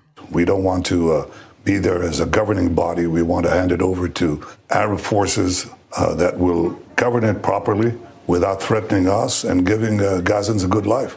That's not possible with Hamas. Netanyahu says Israel and the U.S. agree on certain principles for a post-Hamas Gaza, including non-Israeli civil control. President Trump says he will collaborate with Israel to run additional food distribution centers. But that's what I'm focused on. As far as the rest of it, I really can't say. That's going to be pretty much up to Israel. As a group of demonstrators outside the minister's office chained themselves together in protest, the Israeli Defense Forces warned the plan could put the lives of remaining hostages at risk. Israel does, in fact, run a huge risk by taking the military action that they've planned in order to end Hamas and save hostages. But what choice do they have? I think with a combination of the right military tactics and international pressure, we can get all of them, and certainly most of them, out. The plan is meeting with resistance from the United Kingdom, the British ambassador calling it a huge mistake. Some fear the Gaza takeover plan could spark a new wave of anti-Semitism. This Paris office of Israeli airline El Al was vandalized Thursday. And there's the ongoing battle over media coverage of Israel and the war. Netanyahu telling Fox News that he's looking into whether a country can sue the New York Times for this misleading front page article. It portrayed an emaciated child as evidence of starvation in Gaza, when he was actually ill from a medical condition. And there's this recent post showing video of Palestinians begging on the left and the same people in a car appearing to rehearse their roles on the right, as a member of the Palestinian press directs them as he drives. The Prime Minister says the public is catching on and the truth will win out in the end. People will see the humanitarian surge. People will see our efforts to prevent civilian casualties. In Jerusalem, Paul Petit, CBN News. Continue our coverage now with Middle East Bureau Chief Chris Mitchell. He's joining us from Jerusalem. So, Chris, what risk does this new offensive pose to the IDF, the hostages, and the people of Gaza? Well, effort for the IDF, this is the hardest kind of fighting. It's urban warfare, house to house, many of those houses being booby-trapped, and then complicated by tunnel warfare. We heard about that directly from an IDF general. His name was Goldforce when we witnessed one of those tunnels inside Khan Yunis. So they have to fight not only above the ground, but below the ground as well. However, in the last almost 2 years, the IDF has learned a lot how to fight this kind of warfare since October 7th. For the hostages, it could be the most dangerous phase so far. Could Hamas, Islamic Jihad, or any of the groups holding these hostages simply murder them if the IDF gets closer and closer? And that's the fear of why so many are praying for their freedom and for the protection. And for the people of Gaza, it's a dangerous and potentially deadly time to stay in Gaza City. And that's exactly why the IDF is urging all the citizens of Gaza City to seek safety and shelter in the humanitarian zones that they're setting up right now. And that's despite the claims of genocide.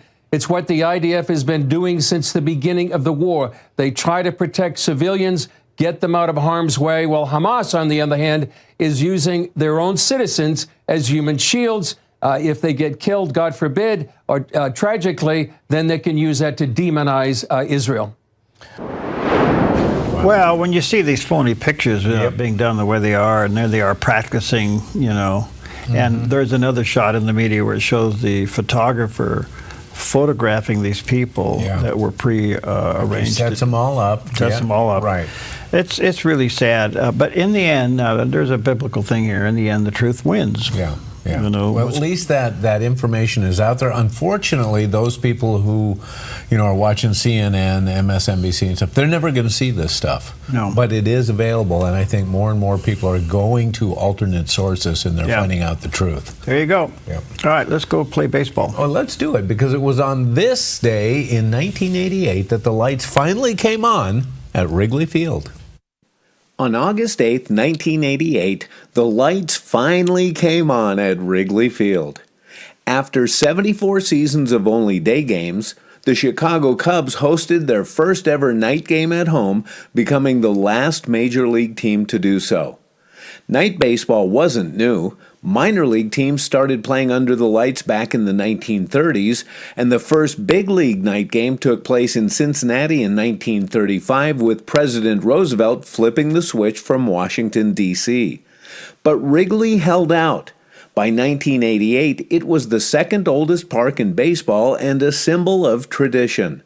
That night, 91-year-old Cubs fan Harry Grossman threw the switch and proudly declared, "Let there be light." Cubs ace Rick Sutcliffe took to the mound and promptly gave up a homer. Cubs legend Ryne Sandberg answered with one of his own. But rain cut the night short in the fourth inning. Because it wasn't an official game, the real first Wrigley night win came a day later, August 9th, against the Mets. Still, the night of August 8th, it lit up history. The official first night game in Wrigley Field wasn't official game at all because they didn't get it in. You got to play 5 innings before it's an official game. So, but and it all has never been the same since. A lot of night games, a lot of activities. It's good for us on the West Coast, especially if you root for an East Coast team, because when they start their night games, they're usually starting East Coast time about 7 o'clock. Oh, okay. 4 p.m. our time. So this really changed baseball because people could go to the games. Right. It brought people into the park. It was all about butts and seats. Butts and seats. Butts and seats. Get them in there. And hot dogs. And hot dogs and, and refreshments. The other refreshments. The other things. That you spend way too much for. Okay. It's amazing what ballpark franks and stuff cost these days. So what is Wrigley Field now? Wrigley Field is still Wrigley Field. Okay. Yeah, it's one of the oldest in baseball and truly a landmark. Yeah, well, that's pretty interesting. I've never been there. I'd like to go there. That'd be one of the parks I'd like to visit. But baseball's interesting to me because it still retains an amazing popularity. It really does. And it's a slow sport. At the end of the day, it's a slow sport. It is a slow sport. There's a lot of. It's interesting to be one of the TV analysis people. You got to talk a lot on things that aren't happening on the field. You got to fill time because, but you know what? They've been trying to speed up the game. They put a clock on the pitcher now.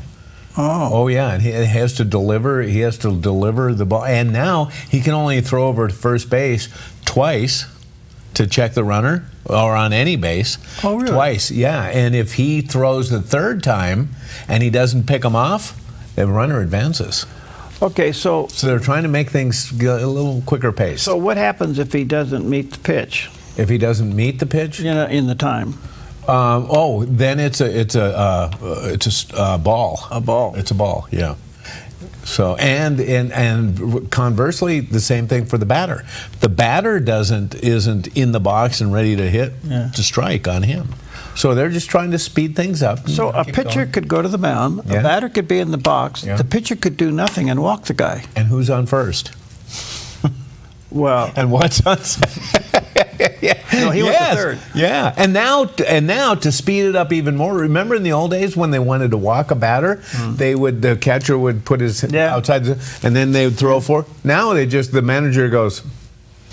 They don't even pitch to him anymore. Now they just put him on. Wow. How about that? I've seen baseball players in the past when they were pitching out. We are back.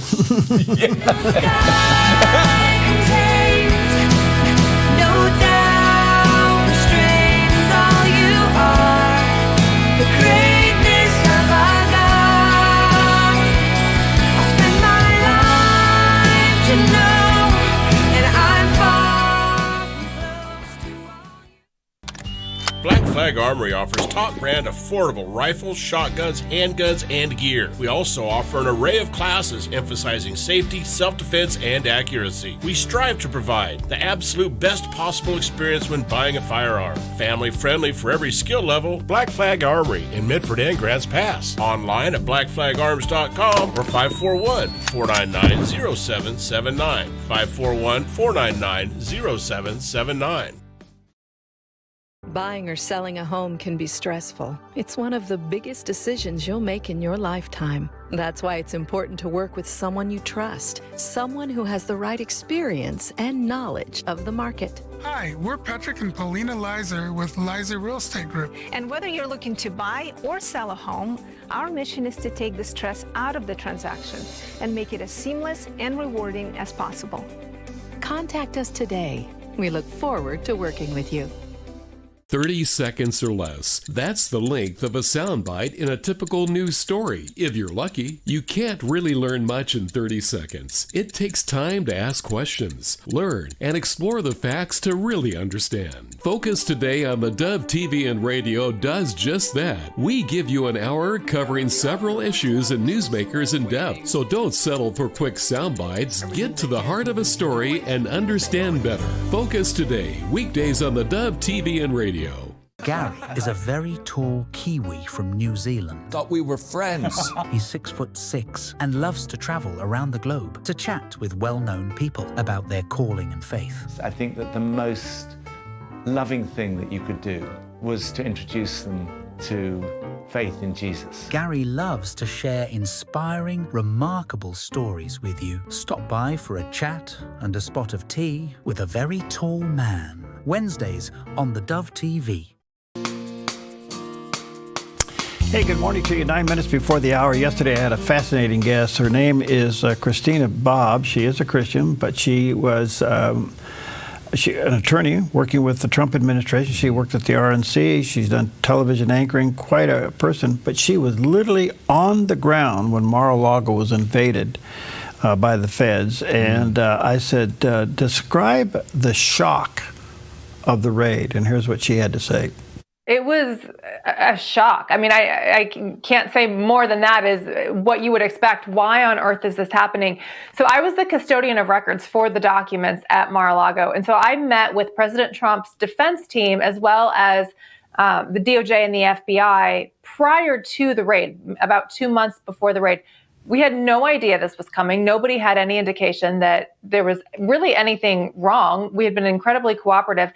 And so the book takes everybody through that. I give you the text messages, the emails, the timeline, all of that, everything that went down between that initial communication with them and then ultimately through the raid and all the horrible aftermath. But there was absolutely no reason for it. I don't believe they had probable cause. I think they basically lied to the judge, left a lot of information out when they asked the magistrate. The magistrate was also conflicted out. He had just weeks before said that he was conflicted and couldn't preside over a Donald Trump case because it was Trump v. Hillary and he was a Hillary supporter and he didn't think he could be unbiased.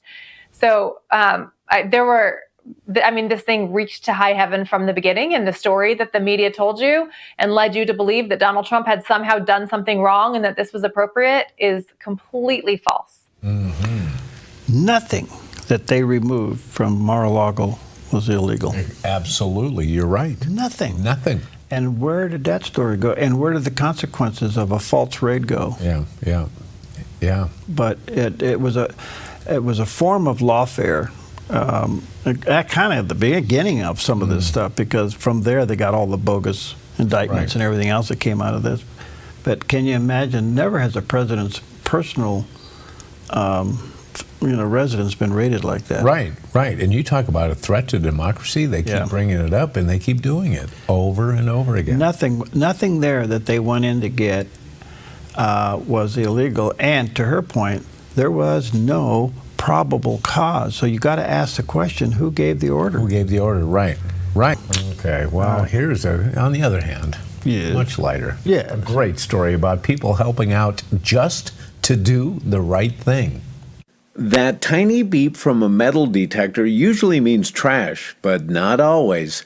Just ask Laura Emanuel, who lost both her wedding rings on a sunny day in Cape May, New Jersey, after taking them off to apply sunscreen and forgetting them in the sand. Unsure what to do, she reached out to Jeffrey Legg, a Cape May firefighter and part-time hero who runs Ring Finders Cape May, helping people locate lost valuables with his trusty metal detector. On his first sweep, nothing. Then came a storm, pounding rain and winds that made hope fade even further. But days later, a family playing on the beach found one of the rings and tracked down Laura through social media. That gave her the courage to call Jeff again. At 5 a.m. the next morning, he returned to the beach, and this time he found it, her diamond and platinum wedding band. Laura called it a superhero moment. 2 rings, 2 strangers, 1 unforgettable rescue. I love it, and there's even YouTube channels about guys that do this stuff. They go out there with metal detectors, they go into the water right along the shore's edge, and they pick up all these rings, and a lot of them make great efforts to go online and find out who lost it. And like the family that found her ring, they went online and they found out that she had lost her ring. That's a lot of detective work online. How do you even find somebody that lost a ring? Where do you look? So, Grandpa, are you converting your grandkids to this? Yeah, we watch these things all the time on YouTube, especially the magnet fishing, where they find, iPhones and especially Apple Watches and stuff like that in lakes and stuff where people jump off cliffs. And these guys go out there and they go, "Hey guys, what's going on today? Okay. I got my 360 magnet." Okay, and we watch it together. Jonathan, Peter, Jenna. You may want to give your kids a break from Grandpa. He may need some counseling here. The trouble is, I enjoy it as much as they do. Well, there you go. Oh, man. All right, 1 Corinthians chapter 1, verse 18. This is a great scripture for you today. For the message of the cross is foolishness to those who are perishing. But to us who are being saved, it is the power of God. That's the sanctification process. All right, take that with you today. Ooh, was that a fire down there? That's a fire down there. Whoa. We better check that out. Whoa. Time is fading. Go where the wild runs deep. At Hellgate Jetboat Excursions, you feel the power of the mighty Rogue River as you take in the sights and sounds of nature, journey through Hellgate Canyon, and adventure through the breathtaking wilderness. Enjoy brunch or dinner on the open-air deck of the exclusive Hellgate River Lodge, and end your adventure with our exciting jetboat spins. It's a memory in the making with family and friends. Book your adventure at Hellgate.com. Hellgate Jetboat Excursions, where adventure runs wild. The Lennox iComfort S30 thermostat can sense changes in your environment. It even knows when you come and go. So now your home's most important system is also the smartest. Metal Masters can give you the smartest home comfort system available. It knows when you're away and adjusts when allergens and humidity get uncomfortable. Trust Metal Masters to provide perfect air for your family. Lennox. Air is life. Make it perfect. Stewardship begins with the knowledge that nothing belongs to us, but everything belongs to the Lord. This helps us to run a business not in the fear of lack, but in the assurance of His care and provision. Such a perspective eliminates the drive to sell and replaces it with a heart that says serve. This begins with serving our clients and coworkers with integrity and genuine care. That's why at Kelly's, it's automotive service with a heart for God, and treating others as we ourselves would want to be treated. Our promise is to never sell our clients anything we don't believe they need.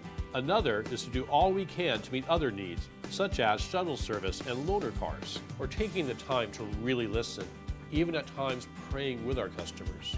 Sometimes this means sacrifice, going above and beyond, but that's why I work for Kelly's Automotive Service, honoring God while serving people with honesty and integrity.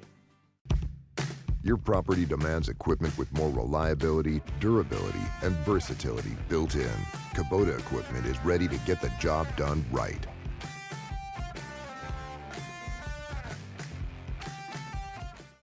A lot of the drugs and alcohol I began to do was an escape from the pain. Struggle with my identity, struggle with my sexuality, struggling with feeling like I wanted to be loved. I would cry about it, I would be sad about it, but then I would find myself back doing it. And I heard a voice and say, it's just a question. If you was to die right now, where would you spend eternity? Friday on the 700 Club, right here on the Dove TV. The Dove TV, encouraging and informative with Focus Today, weekdays.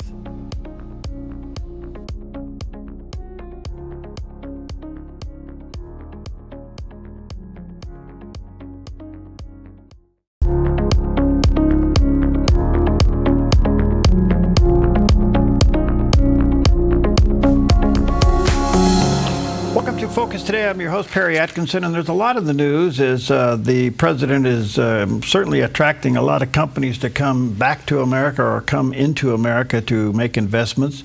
And the latest one over the last couple of days was Apple's big deal.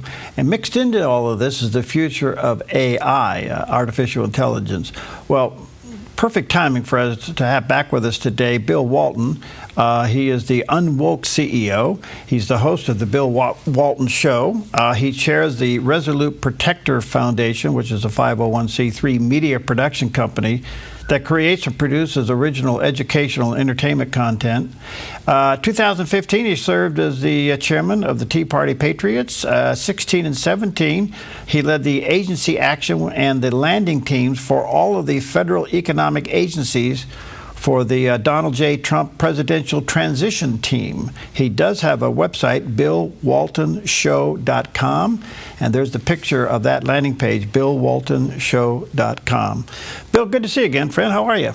Oh, great. Good to be back. Thanks for having me on. Thank you for your time. Wow. Let's just jump into it. How big is this Apple deal? Well, it's big because we've got Tim Cook, who essentially assembled all of Apple's operations in China, now pledging to invest. Well, he had earlier pledged to invest $500 billion. Now he's pledging an additional $100 billion. Just tossing in $100 billion for emphasis, investing that in the U.S. And the problem that Tim is going to have is right now only about 5% of the iPhone, for example, to pick their flagship product, parts come from the U.S. The rest of them come from, I think it's 40 or 50 different countries. There are 38,000 or 3,800 different parts, and there are like 15 different screws that go into it, and they're manufactured in three different countries. And so this is a big move, and I think what Tim's going to be doing is probably finding the easier things to source, like silicon wafers and the glass. I think he's got a deal cut with Corning and bring it in. But it's important. It's symbolic because it harkens back to the inaugural where you saw the 6 or 7 tech titan billionaires standing in the front row, celebrating or at least being present at Trump's inauguration. And that was a big deal because Silicon Valley and the tech community has been estranged from the Republicans and from Trump. And in the last 4 or 5 years, that's turned around, and that's a very good thing for us in America. Bill, do you know the timeline of this investment? It's vague. All these commitments are vague. I think it's probably over the next 3 to 4 years, perhaps. I think the timeline is probably Trump's term in office, and it'll take time. And of course, turning a ship around the metaphor. This is not an oil tanker. This is the equivalent of 20 oil tankers put together. Trying to get this turned in the ocean is going to take a long time because there are a lot of moving parts. And I think there are parts of the Apple iPhone that could probably never be created or manufactured here in the U.S. What does this mean to China? Well, China's interesting in their reaction to this. They're not overreacting to Trump's trade wars. I think they believe they're big enough and they've got enough sales around the world to offset what Trump may do to them with tariffs. Their exports rose this quarter, so they're not seeing any decline. Now, some of that's in anticipation of what Trump might do.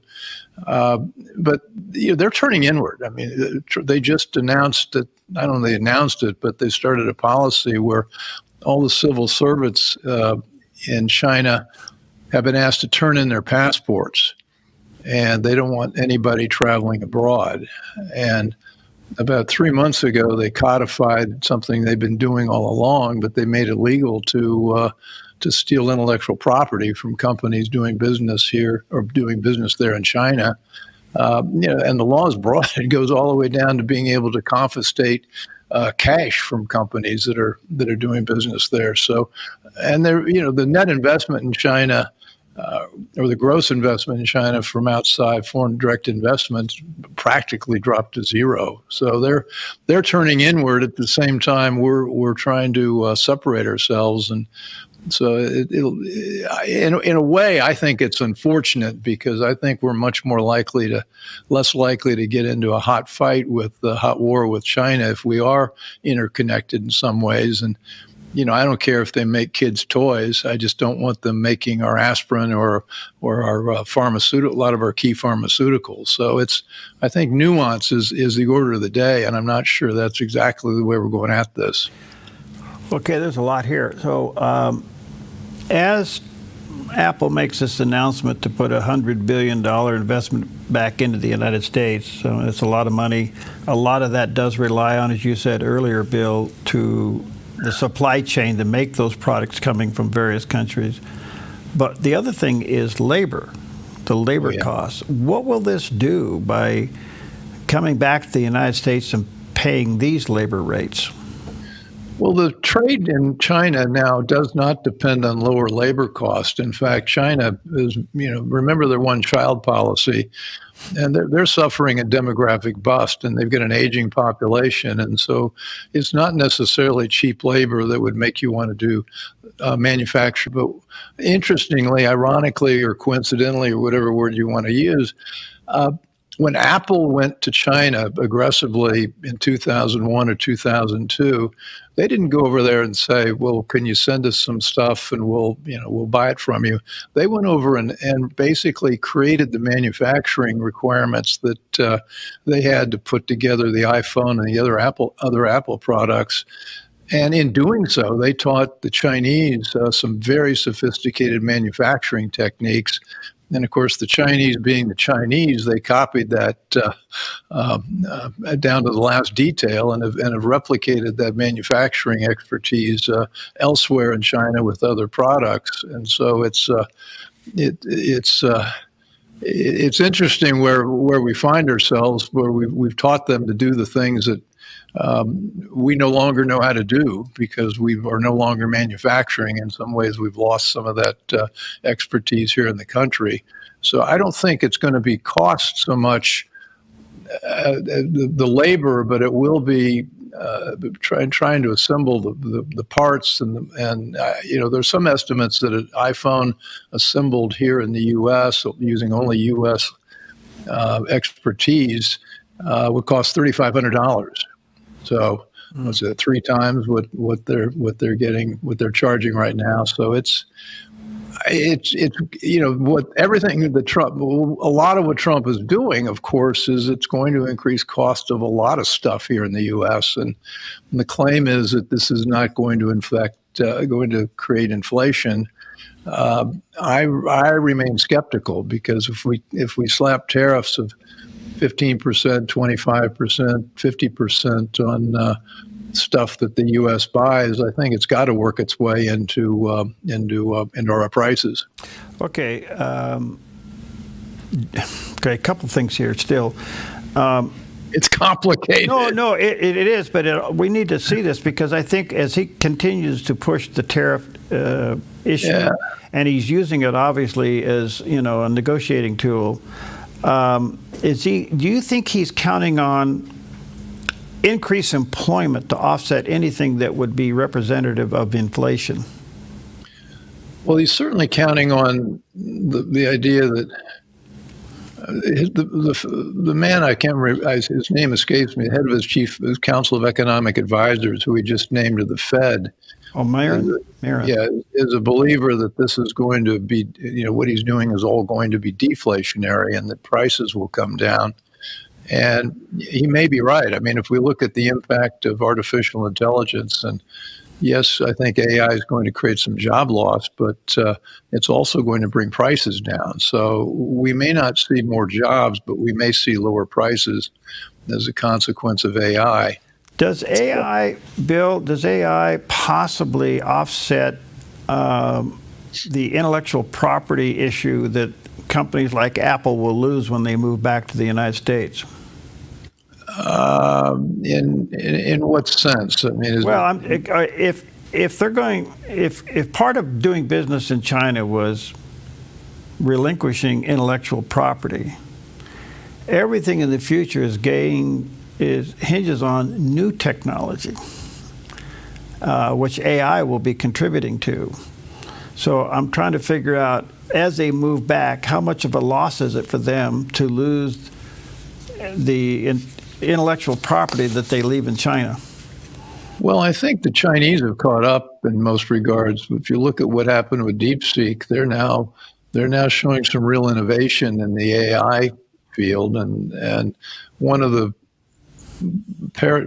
unintended consequences of us stopping sophisticated chips going to China is that they've begun to step up their expertise to build their own. And that's why the Trump administration, David Sachs, their AI and CyberZar, they put together a very interesting plan where they believe that we ought to be, instead of restricting exports, we ought to be increasing export of technology to have the world become dependent on our software, our hardware to develop their artificial intelligence. So in effect, we become the leader because we're the technology leader here in the States.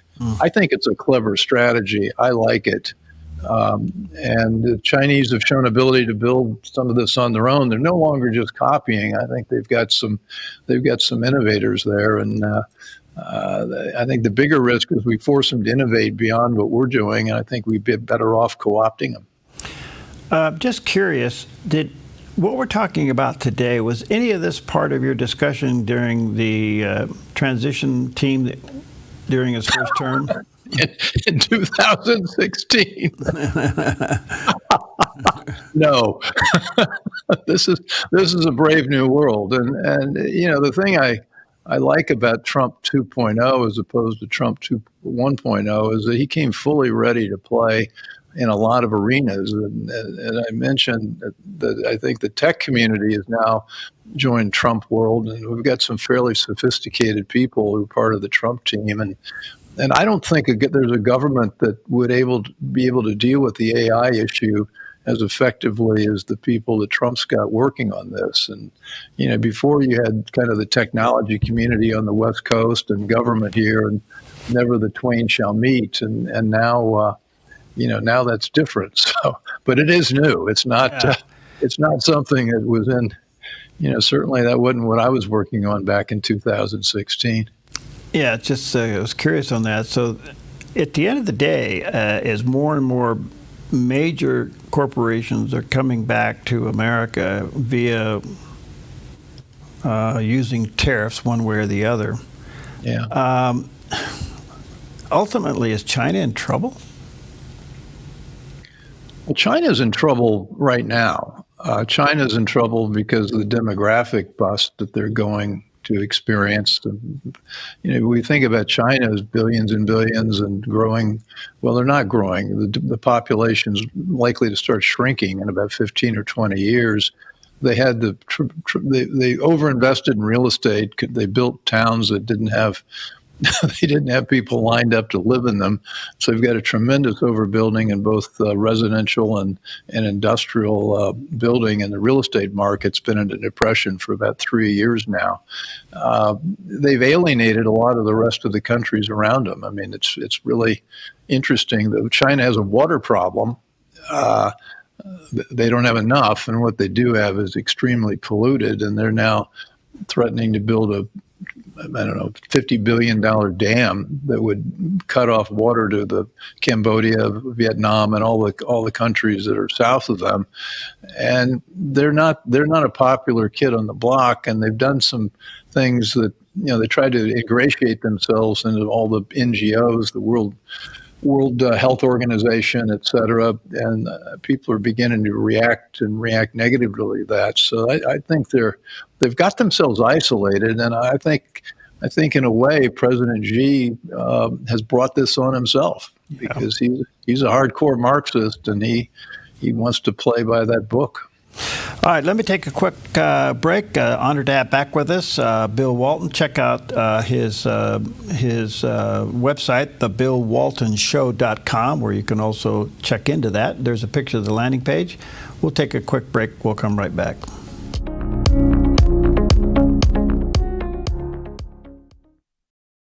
Hey, it's your old car here. Remember me?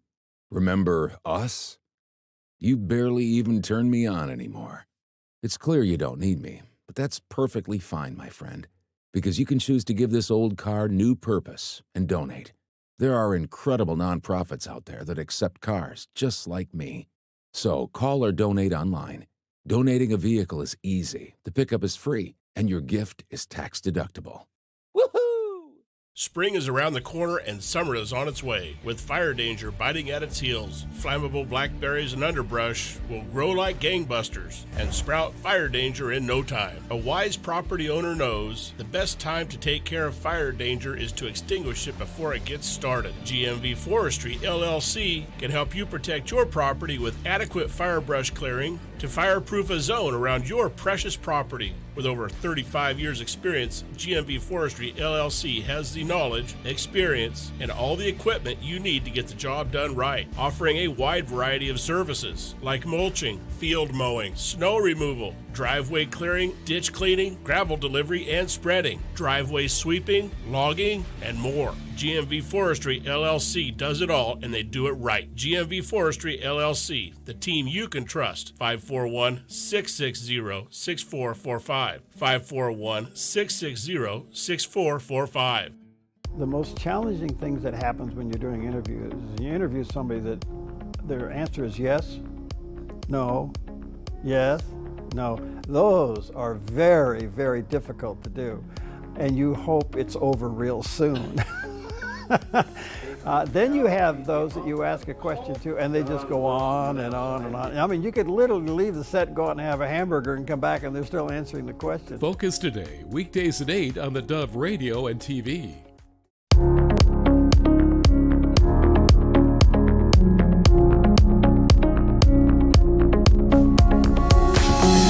Okay, welcome back. Honored to have back with us Bill Walton. He's actually known as the Unwoke CEO. He's also the host of the Bill Walton Show, and you can check out all the things that he's involved in at thebillwaltonshow.com. And there's the picture of his landing page. And he's a pretty experienced guy, and he even worked on the transition team during President Trump's first term. Bill, I want to come back to something you mentioned earlier because it rang a bell in me, because I too have been really concerned about this, and that is China's basically control of our pharmaceutical development. Yeah. And this is a big deal, especially coming out of COVID. And I'm wondering, do you think the president in time will create some kind of an incentive for that industry to come back to town?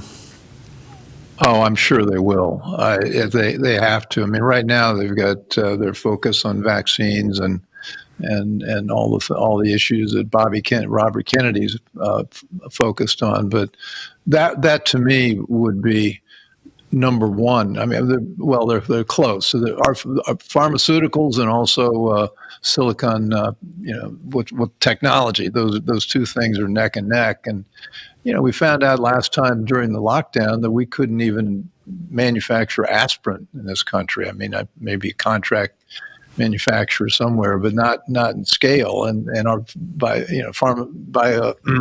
antibiotics would be another one that we buy from elsewhere. That needs to be a presidential priority. And he hadn't been talking about it much, but I hope that's the next up. Can we trust it? Can we trust what they're getting? I mean, I realize it's got to go through the FDA and all that, but can we really trust what they're doing? Well, and it's worse. It's not. They won't let us inspect what they're doing in their country. They had some sort of faux way that their FDA could go in and check manufacturing of this stuff, but they wouldn't let them into the plants. I mean, there are all sorts of things they're doing that make it a mystery.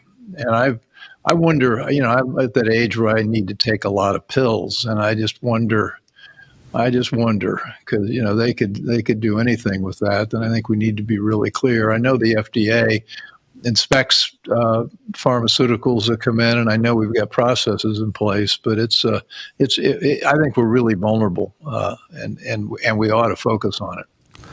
Why haven't we made a bigger deal out of China being the primary producer of fentanyl? Well, I know that's on the table in the trade organization, in the trade negotiations. The thing I like about what Trump is doing with the tariffs is he's using tariffs to accomplish other things. But it's and fentanyl is on the table when they're talking about the trade arrangements with China. But I don't think we've done enough. I know it's also on the table with Canada, but Canada doesn't make it. Canada the mob in Canada just brings it in, and it's manufactured elsewhere. And the key component is directly from China. And I believe that that's on purpose. And the Chinese had something called a century of humiliation, where the British and the U.S. forced them into the opium addiction and the opium wars in the 1840s and 1850s, and it really wrecked the Chinese culture. And they deteriorated. They lost their emperor. They went through turmoil. They became, as we know, communist in 1949. And Xi uses that, and the leadership uses that century of humiliation.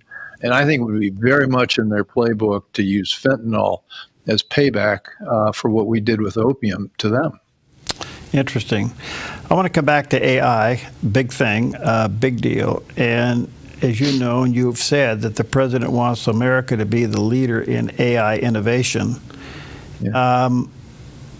Is that also a means of national security? Absolutely.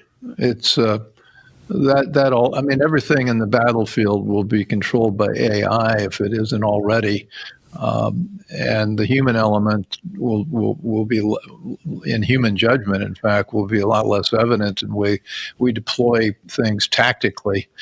And AI in terms across all industries, across all of society, because the Chinese are in a war that is, I can't remember, they have a name for it, 3 warfares, 4 warfares, or so on and so forth. And they believe in legal, cultural, warfare, and so AI is going to be integral to that.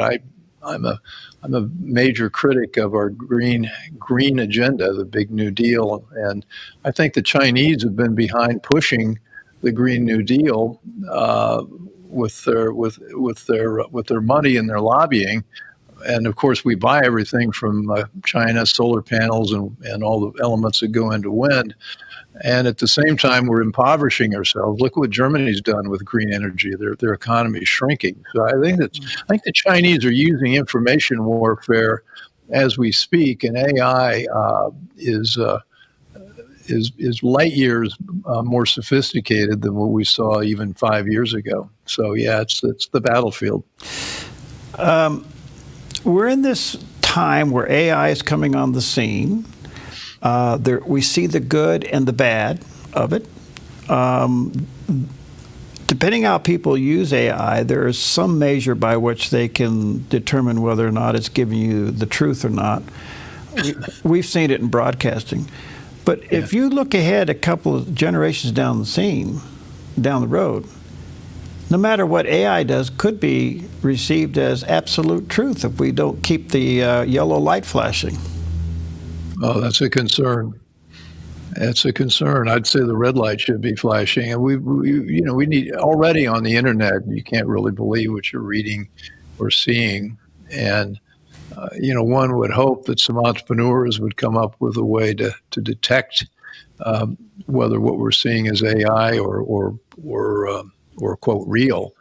And I think that's a challenge for society, is to understand how much of the information we're getting and is AI and how much of it's real. There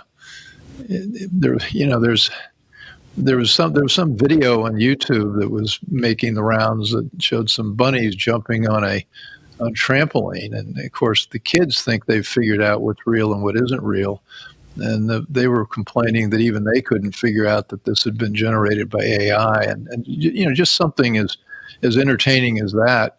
And of course, Hollywood and the TV industry, computer games, all that, in the production side of that, a lot of it's being, the code for computer games is now being written by AI, and AI is writing code for itself. So. Is it possible, Bill, that AI will make us lazy and dumb? Yeah, it will. I think the odds are pretty high that we could be reduced to. We have to beware of that. But yeah, I think it's a high possibility because it's such a crutch. I mean, I carry, I'm kind of a power user of AI on this little device, and I can look up a recipe for pizza, or I can talk about what's this algorithm mean, or what is gold doing relative to the span, to to the Chinese yuan, all that sort of thing. It's all in here. And a lot of the research we would have done, the brain power we would have used to figure that stuff out on our own, we don't have to. We could just ask it. I think it's a big risk. Well, yeah, because to that point, we could be graduating people from universities. They haven't got the foggiest idea what they just got a degree in because AI got it for them. Well, I think we're already doing that. Have you employed?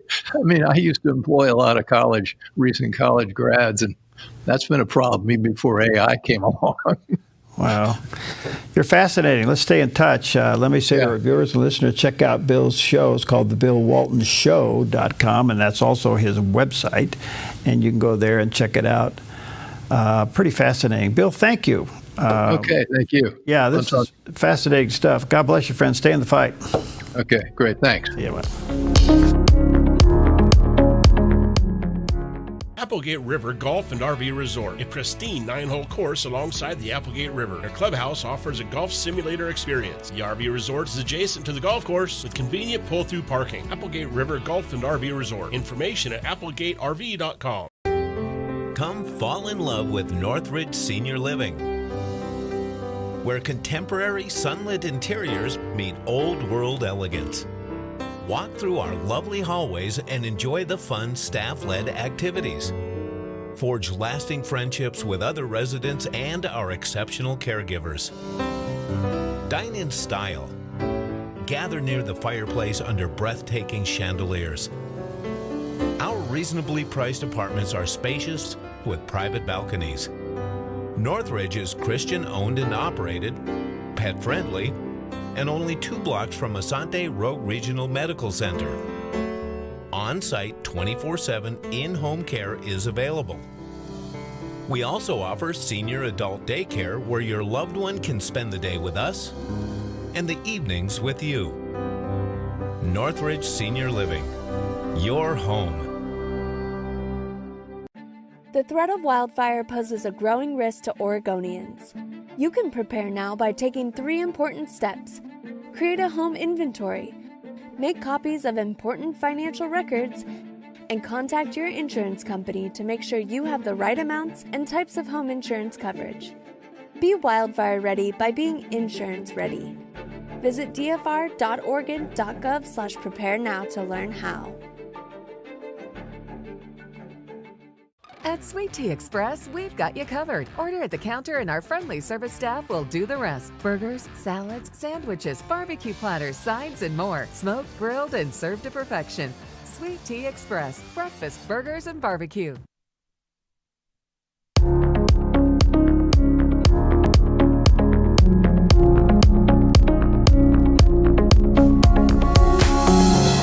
Well, welcome back. And, of course, lately we've had a lot of stories dealing with the Federal Reserve and the tug-of-war between the current Chairman Powell and the President, but in particular the Fed and the Federal Reserve as an organization. What does it mean, and do we need it?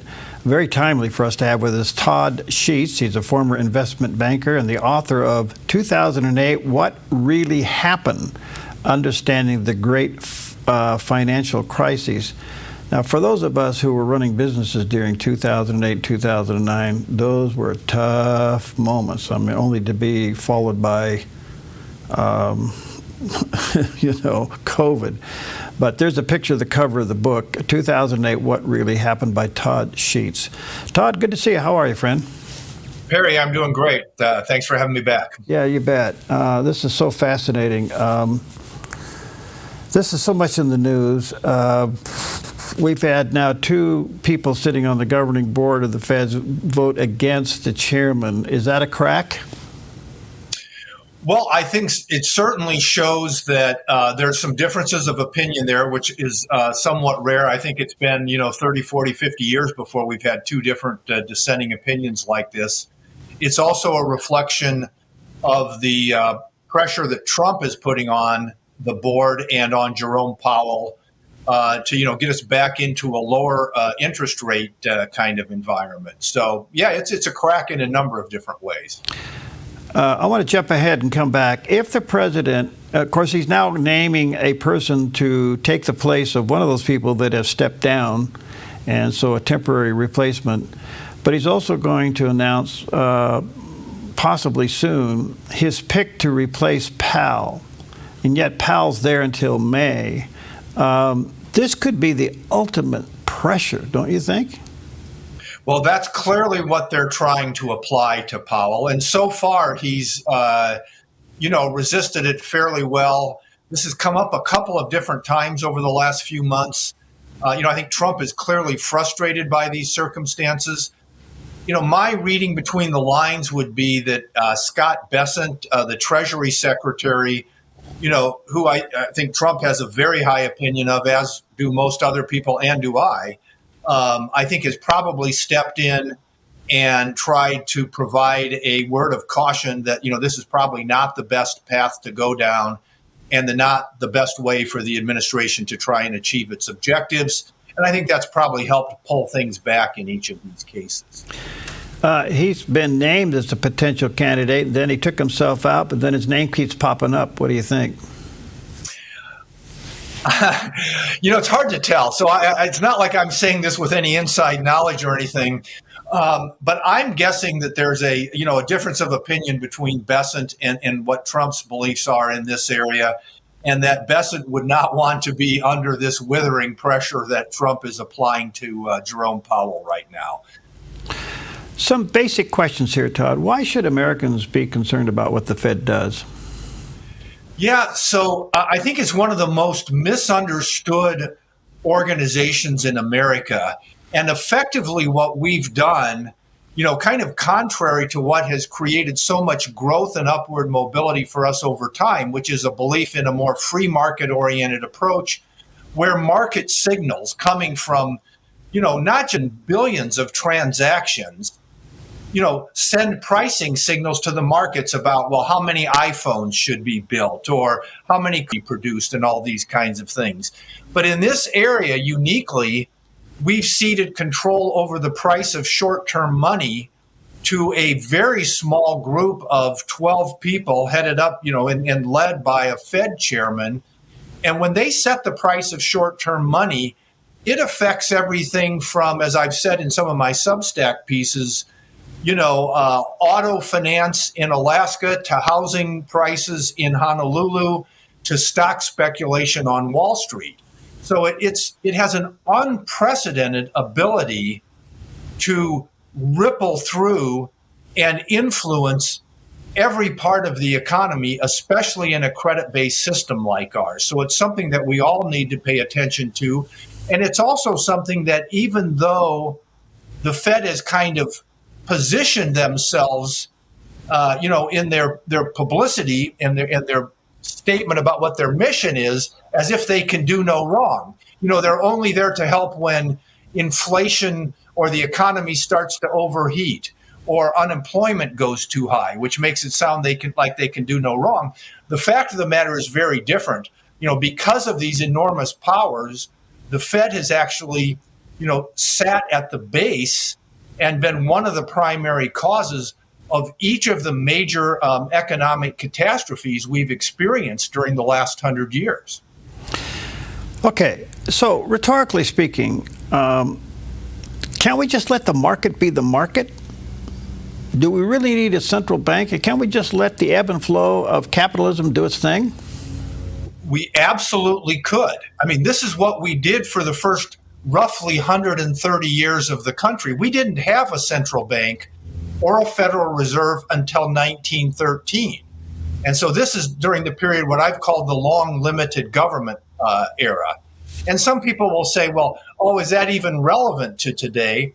And it couldn't be more relevant. That was a period of time when, somewhat similar to what we're looking at today with artificial intelligence revolution, we went through an industrial revolution that changed not just America, but life in general more dramatically than probably anything we'll ever experience again. If you think about the beginning of this period, basically all of America was working on farms, traveling around in horse and buggies, and reading by candlelight at night.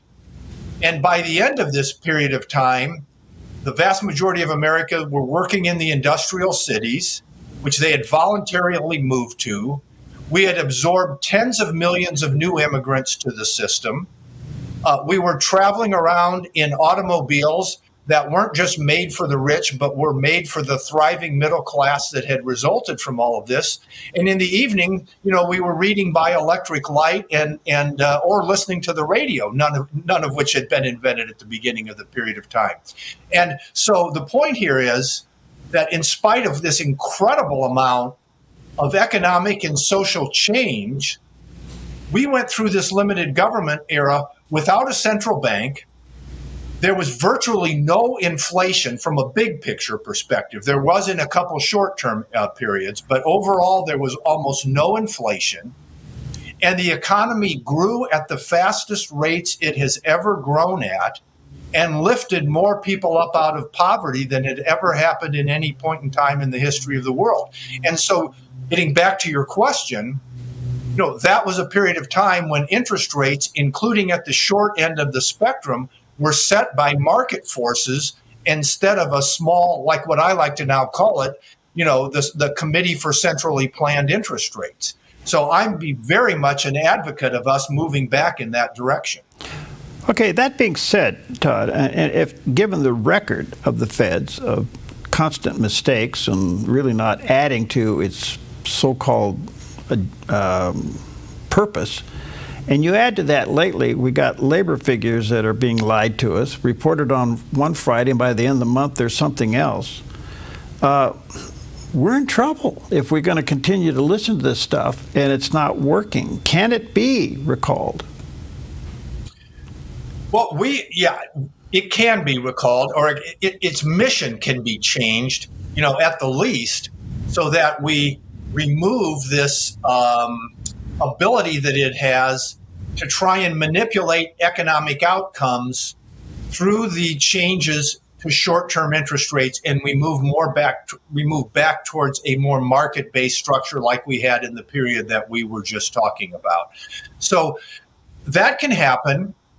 We could also have a Fed that operates much more conscientiously, as they have done in certain short periods, even after they've amassed all of these powers. There have been periods of time when they held interest rates at, levels that didn't cause all these kinds of problems. It was only in about the last 20 or 30 years here where we've seen this series of efforts by the Fed to try and bail out either one sector of the economy after another or the economy as a whole through extremely low short-term interest rates, which have then led to these problems that they haven't acknowledged, like the housing bubble that the book was about and the great financial crisis. Yeah, because the irony is, if they're trying to protect failure, they're actually causing it.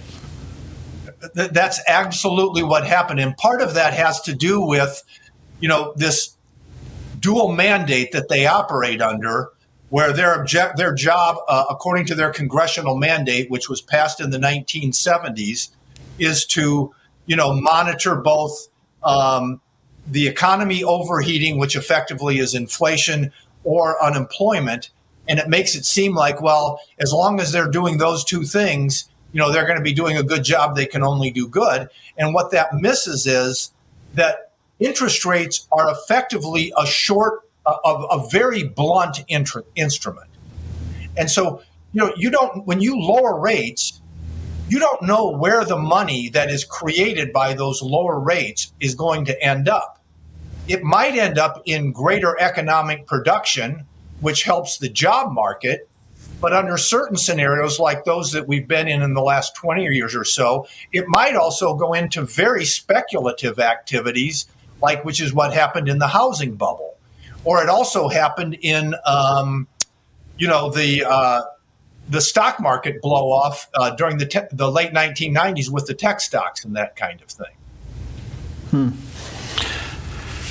I guess I don't know. It's very complicated. I get that, but short-term interest rates is also the economic engine for small businesses to borrow money, and if they can't do that, if it's beyond their reach, or they can't turn that over into profit, or they can turn it over into their gain, They're out of business.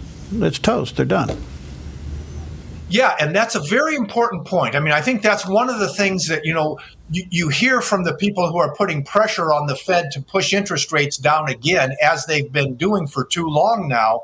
It's like, well, we need to help short-term businesses. But the way we help short-term businesses is by creating small businesses, is by creating low interest rates throughout the interest rate curve, not only short-term, but also longer-term, so that they can borrow on a longer-term basis, which is more effective and safer.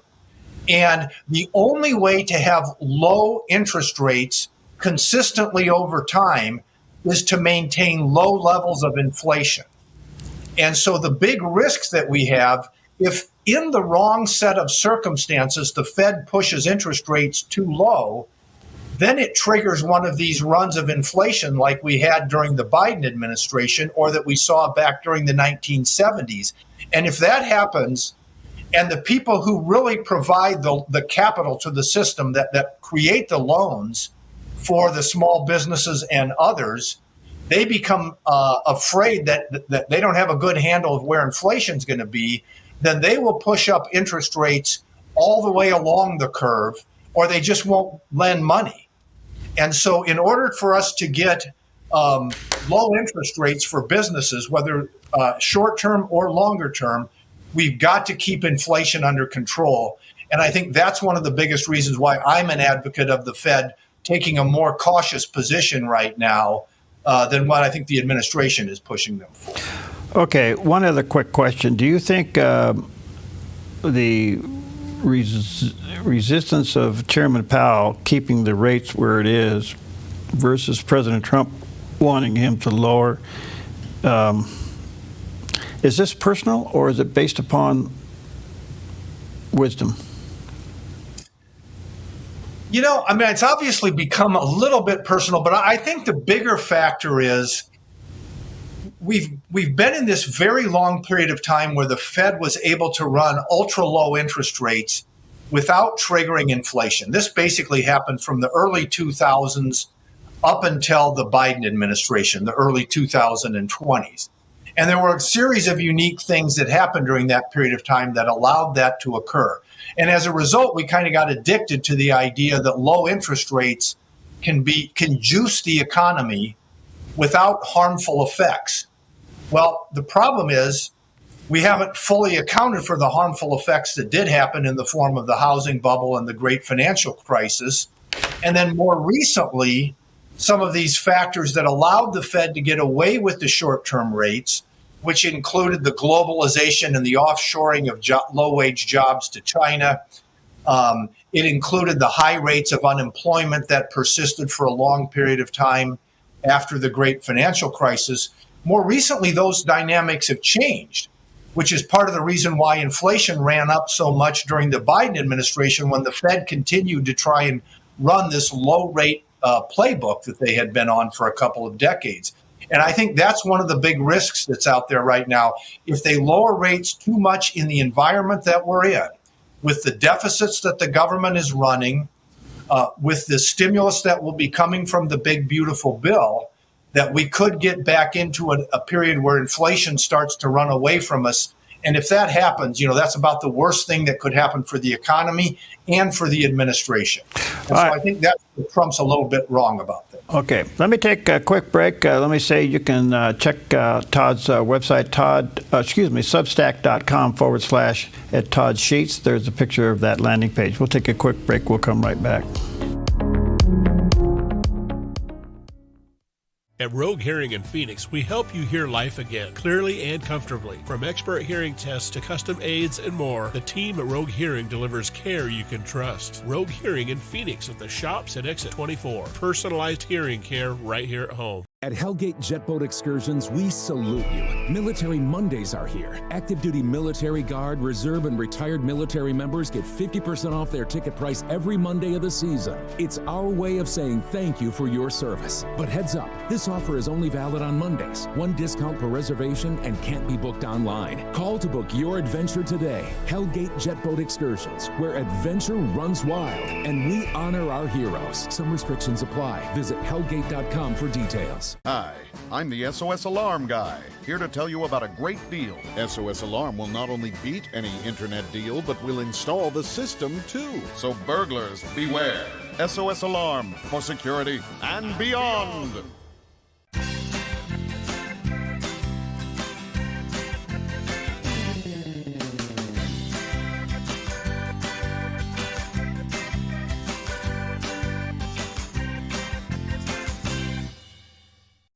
Hey, this is Ed, co-owner of Visiting Angels. To continue to serve our seniors, we need more caregivers with a heart to serve. Our mission statement is honoring the art of giving, which means we honor you, the caregiver. We know it's our people that make Visiting Angels the best in-home care provider and a great place to work. Come be our next amazing caregiver. Give us a call or apply online. At Visiting Angels, we're committed to you because we honor the art of giving. Experience evangelism like never before. Way of the Master, an award-winning reality TV show tackling hard questions and bold street witnessing that will leave you inspired. Watch Thursdays and Fridays on theDove TV.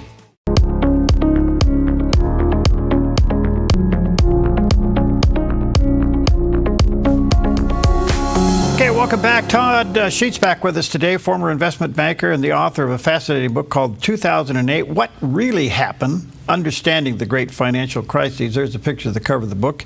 And you can also contact him, substack.com/@Todd Sheets.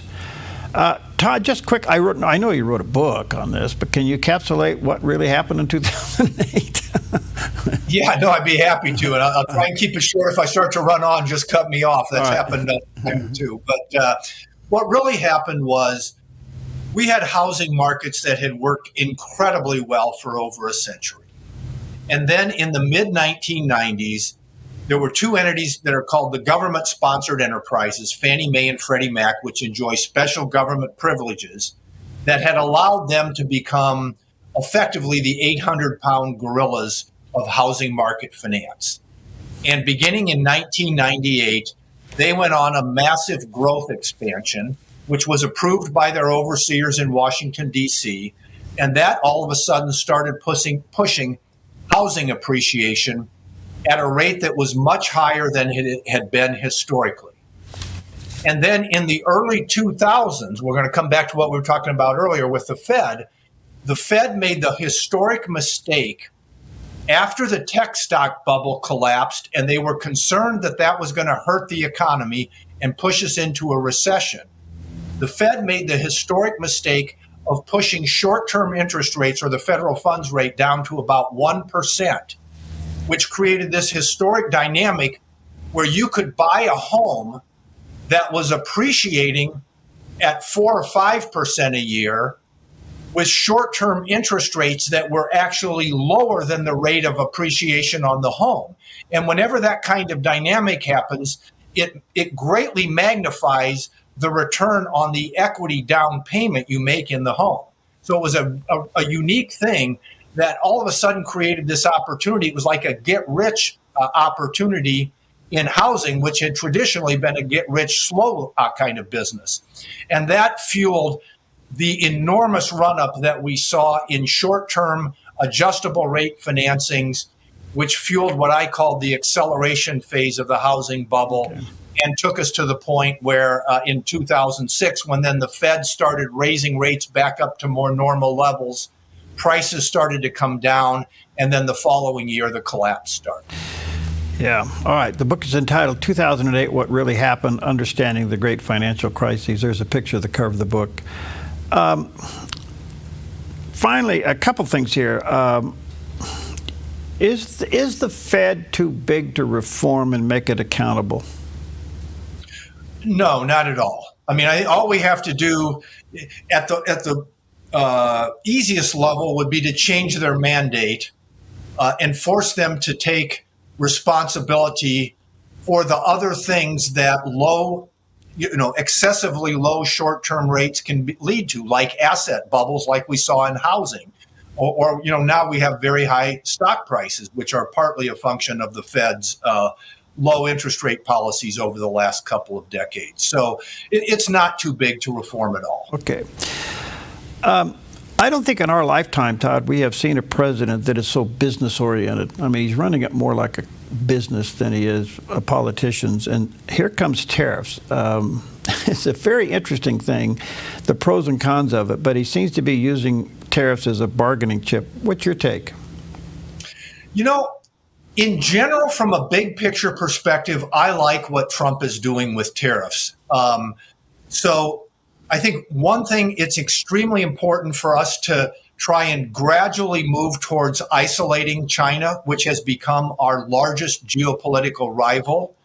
And, you know, we beat the Soviet Union by isolating their economy, and tariffs can help us do that over time if they're applied gradually in a way that gives American business time to adjust, which is what I think the path so far appears to be.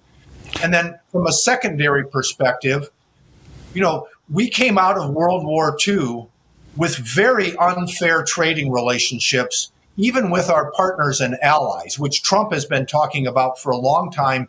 And I think he's exactly right about. And I think he's right about the need to rebalance the trading relationship towards a more fair relationship for American workers. I think those two things are very important. I don't think America really understood what he was talking about until he held up the chart and we saw the inequities, visually saw the inequities. We saw it, we understood it. Yeah, I think that that's exactly right. I mean, I think we felt it in different ways, but we didn't necessarily know what the cause was. You know, we felt it as manufacturing jobs went overseas and those kinds of things. But when the chart came out, we saw how how egregious and unfair it was. Just this week, he announced higher tariffs on countries that buy oil from Russia. And that's prior to him going into Russia to negotiate a peace agreement with Ukraine. Pretty powerful, don't you think? Absolutely. I mean, I'd be a big fan, and I've written about this on Substack, of us consistently applying high and onerous tariffs on any countries, you know, that are trying to fight back against the free world, so to speak. And so that would be not just, you know, in periods of negotiation, but consistently applying them to China, Russia, North Korea, and Iran. It seems to be working because, and I'm no economist, you're the smart one here, but from what I understand here is that China, Russia, Iran, and certainly North Korea, their economies is failing like crazy, if not fallen. Absolutely. They are all having this is always the case with these authoritarian regimes. I mean, China's in a little bit better place, but people don't understand the vast majority of that is only because they were able to exploit the poverty which the failure of communism initially created. And, you know, that gave them this incredibly low wage workforce, which has allowed them to, you know, reemerge in the global scene. But if it wasn't for that, you know, the negative things of authoritarianism always lead to dysfunctional economies that have a hard time growing and providing for all of the people that live there. And then that inevitably seems to lead to... Is he heading down the right road with that? Is he heading down the right road with that? Yeah, you know, the truth of the matter is we're already there. I mean, America, we have about $30 trillion of GDP. The only one that's even close to us on that measure is China, which is about 2/3 of where we are, and in a very precarious position, like you pointed out and like we've just discussed, for the reasons because of the dysfunctional nature of their system. I don't think they're going to stay there long term. And then if you drop down from China, you're looking at like the next largest countries have just a fraction of the GDP that we have. So we're already in that position. And I think a lot of what he's trying to do is to make sure we stay there and that we get back to generating the kinds of growth that can help all Americans, all segments of the system, the working class, the financial class, the entrepreneurial class, and everybody else participate in the benefits of that growth as they have during past periods. And I think there's a good chance we'll get there. All right. A couple quick questions, about a minute and a half. How secure is our dollar? I think it's pretty secure. I think especially if we hold the line on inflation. But the bottom line is, for the reasons we just talked about, there's nowhere else for the world to go. Okay. They're not going to go to China's currency. Yeah, there's nowhere else to go. Are you a crypto fan? Not really, actually. I think I got a friend. I'm starting to understand that there might be some uses that are more positive than I understood originally. But as an investment vehicle, I think it's something to be very, very careful about. There's no underlying value to crypto like there is to other things that are out there. If it grows, isn't it forced to be regulated by countries? Yeah, and we've taken some steps in that direction here recently, and I think they're good steps. I mean, David Sachs, who's the crypto and the AI czar, I have an incredibly high opinion of.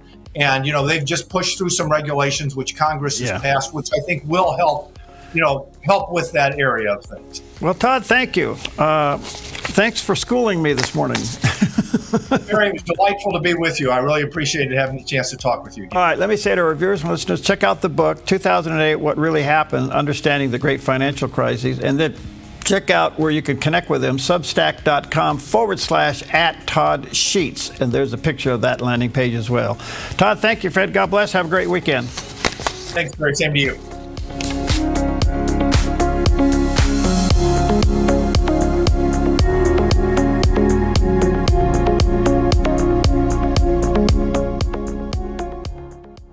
At Rogue Hearing in Phoenix, we help you hear life again, clearly and comfortably. From expert hearing tests to custom aids and more, the team at Rogue Hearing delivers care you can trust. Rogue Hearing in Phoenix at the shops at Exit 24. Personalized hearing care right here at home.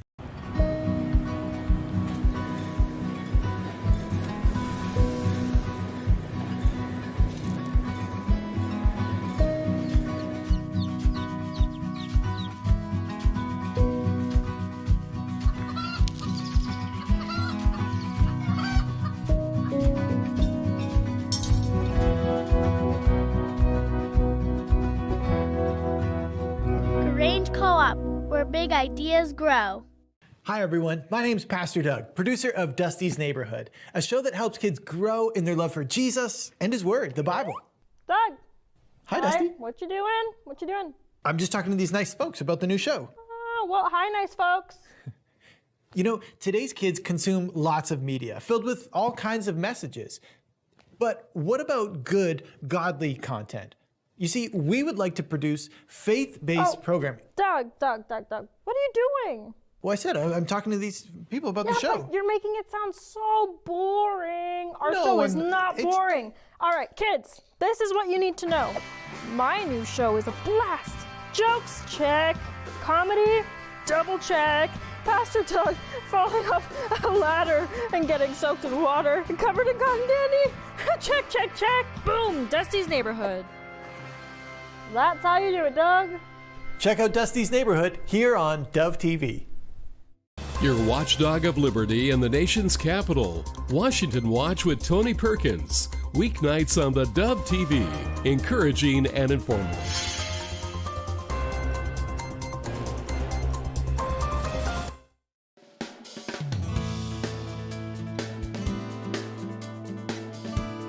Well, good morning, good morning, good morning. Welcome to Mornings on the Dove, where we can officially say it's Friday. Yeah.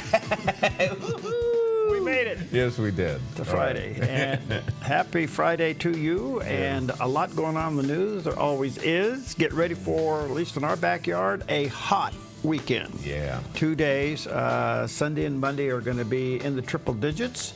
And then it quickly backs down. Yeah. I mean, it just goes right on down. In fact, we'll see upper 70s by next weekend. Yeah, not bad. Not bad at all. So anyway, good morning to you. A lot in the news. And Jerry's Hill, that's the only thing that really counts. We're going to get away. Yeah, we'll get over that. Yeah, we'll get over it. By the way, yes, folks, we get him counseling. Yes. Oh, yeah. Yeah. Yeah. She's waking up right about now. Well, that one's given up, but we've given you professional counseling. That didn't work. They all quit. So anyway, he's going to become the appendix to a lot of psychological books. Yeah, I'm an appendix, all right. Anyway, good morning to you. Happy Friday. A lot of the news. We'll get to that. What's up? Well, it is going to get hot this weekend, so if you're going to do this activity, you may want to find a place to do it indoors because it is National Pickleball Day. Oh, boy. Yeah. Now, it is a popular paddle sport that continues to gain in popularity, especially with chiropractors, general practitioners, orthopedic surgeons. They've really, their business has really boomed. It's because, pickleball is played by everybody, but it seems as though there's a lot of, shall we say, seniors or near retirement or retired people playing this game. And, it's like anything else with an athletic endeavor. You got to be careful. You might fall. Yeah. It's a possibility. It was invented in the Northwest. Okay. And its name came from a guy was developing a smaller version of tennis for his children. Yeah. And because they were limited in space and all this and that. And their dog, Pickle, took the ball and run away from it. Okay. And they nicknamed it Pickleball. Pickleball. And you said it right. It's a combination of tennis, badminton, and table tennis. Mm-hmm. The ball's kind of a wiffle ball type of a ball.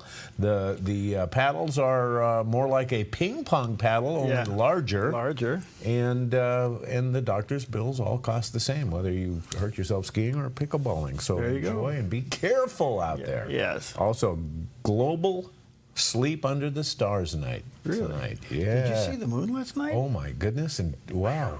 Man, and the moon rise and the moon set this morning. Yeah, and Venus this morning coming up in the east. Oh my goodness! Yeah, it's like a light bulb out So there. yeah, you may want to go out there and sleep under the stars. Spend outdoors enjoying the sensational night sky.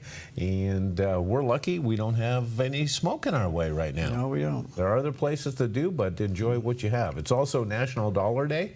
National Dollar Day commemorates the day Congress established the U.S. monetary system in 1786, but it wasn't until 1862 that the United States printed its first dollar bill. And it wasn't George Washington on it. It wasn't any president on the dollar bill. It was Salmon P. Chase, who was President Lincoln's Secretary of the Treasury. Oh, really? I wonder what those dollar bills are worth, if there are any of them around. I don't know, Pawn Stars. Rick, I'm sure he's come upon those. Yeah. All right. Also, a couple things to eat. It's National Whataburger Day. And Whataburger, a big, burger chain, primarily in the South. We don't know a lot about it. Have you ever had a Whataburger? No, I don't think I have. No, and I've read about it. It's got a faithful following. I was reading about the family-owned Whataburger and all the chains and all. They started in the early 50s. They're the first burger restaurant to use a quarter pounder. Oh. In fact, that was their standard burger, basically a quarter pounder, and they had trouble finding buns that would fit it, so they had to go to a local bakery, and they made and they couldn't make the buns because their tins for the buns weren't big enough, so they had to special order it. But when I read about Whataburger, it reminds me about reading about what's our favorite hamburger joint here, family-owned, Christian slogans or Bible verses on In-N-Out. In-N-Out reminds me of In-N-Out. So.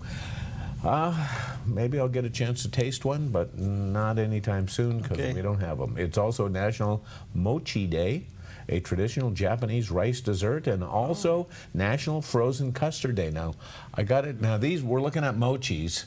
Now, mochis are interesting. It is made from glutinous rice. What is glutinous rice? And it dates back to the 3rd century. Mochi is said to have evolved during the same time as rice cultivation itself. So as soon as they had rice, they started making a rice dessert out of it called mochi. And but I don't know if it would vie for our attention compared to National Frozen Custard Day. Now, I didn't know until I started putting this together, what's the difference between frozen custard and ice cream? 28 degrees. Well, and egg yolks. Similar to ice cream, frozen custard is made with eggs in addition to cream and sugar. It comes in several flavors. In fact, ice cream vendors Archie and Elton Core invented frozen custard on Coney Island in New York, 1919. They found that adding egg yolks to ice cream created a smoother texture and helped the ice cream stay cold longer. You hit it. On their first weekend, they sold 18,640 cones on the boardwalk. Really? And frozen custard has been a hit since, and I want to try it because it sounds a little richer, a little thicker, a little... Yeah, let's give it a shot. All right. All right. Well, we're getting some of these wildlife overpasses over... Yeah. And I don't know what the success rate of them is, I but... guess we got one for the Siskiyou. Oh, I know. And we've seen the drawing board version of it. Yeah. We haven't seen it under construction yet. Yeah. But did you know that the Netherlands built a squirrel bridge? We're looking at it right now. It's a real thing. And it is after a few squirrel casualties, the Netherlands officials built a squirrel bridge across N44, a motorway, and the 2-year project cost over $220,000. And to date, only 5 squirrels have been seen crossing it. 220,000 divided by 5. You figured out how much per trip it costs. But that's one of the things about these bridges for wildlife. They're great ideas. Will they be used? Well, that has a lot. That's a great question. Now, some of them have worked. Yeah, and but if they put trees up there and everything else, right, it looks more like the natural habitat. Right, yeah, like the environment. Instead of that, looked like a suspension bridge. I remember when Peggy and I were first married. I was a pilot for a company that built freeways. And we were building freeways down in Southern California, and I'd fly down there a lot. Wow. And the job got shut down because nobody built into the factor that the turtles were crossing the new freeway. No way. No way. To lay their eggs and have their babies. Really? So they had to stop the construction and put in a turtle tunnel. No way. And fill it full of sand so the turtles could finish their migrating. Did they find the tunnel? Yeah, they did, but because they saw the path. Okay. But it was really interesting. I go, wow. And that was, I won't say how many years ago that was. Did you put little turtle signs down to point? Yeah, go here. Maternity ward over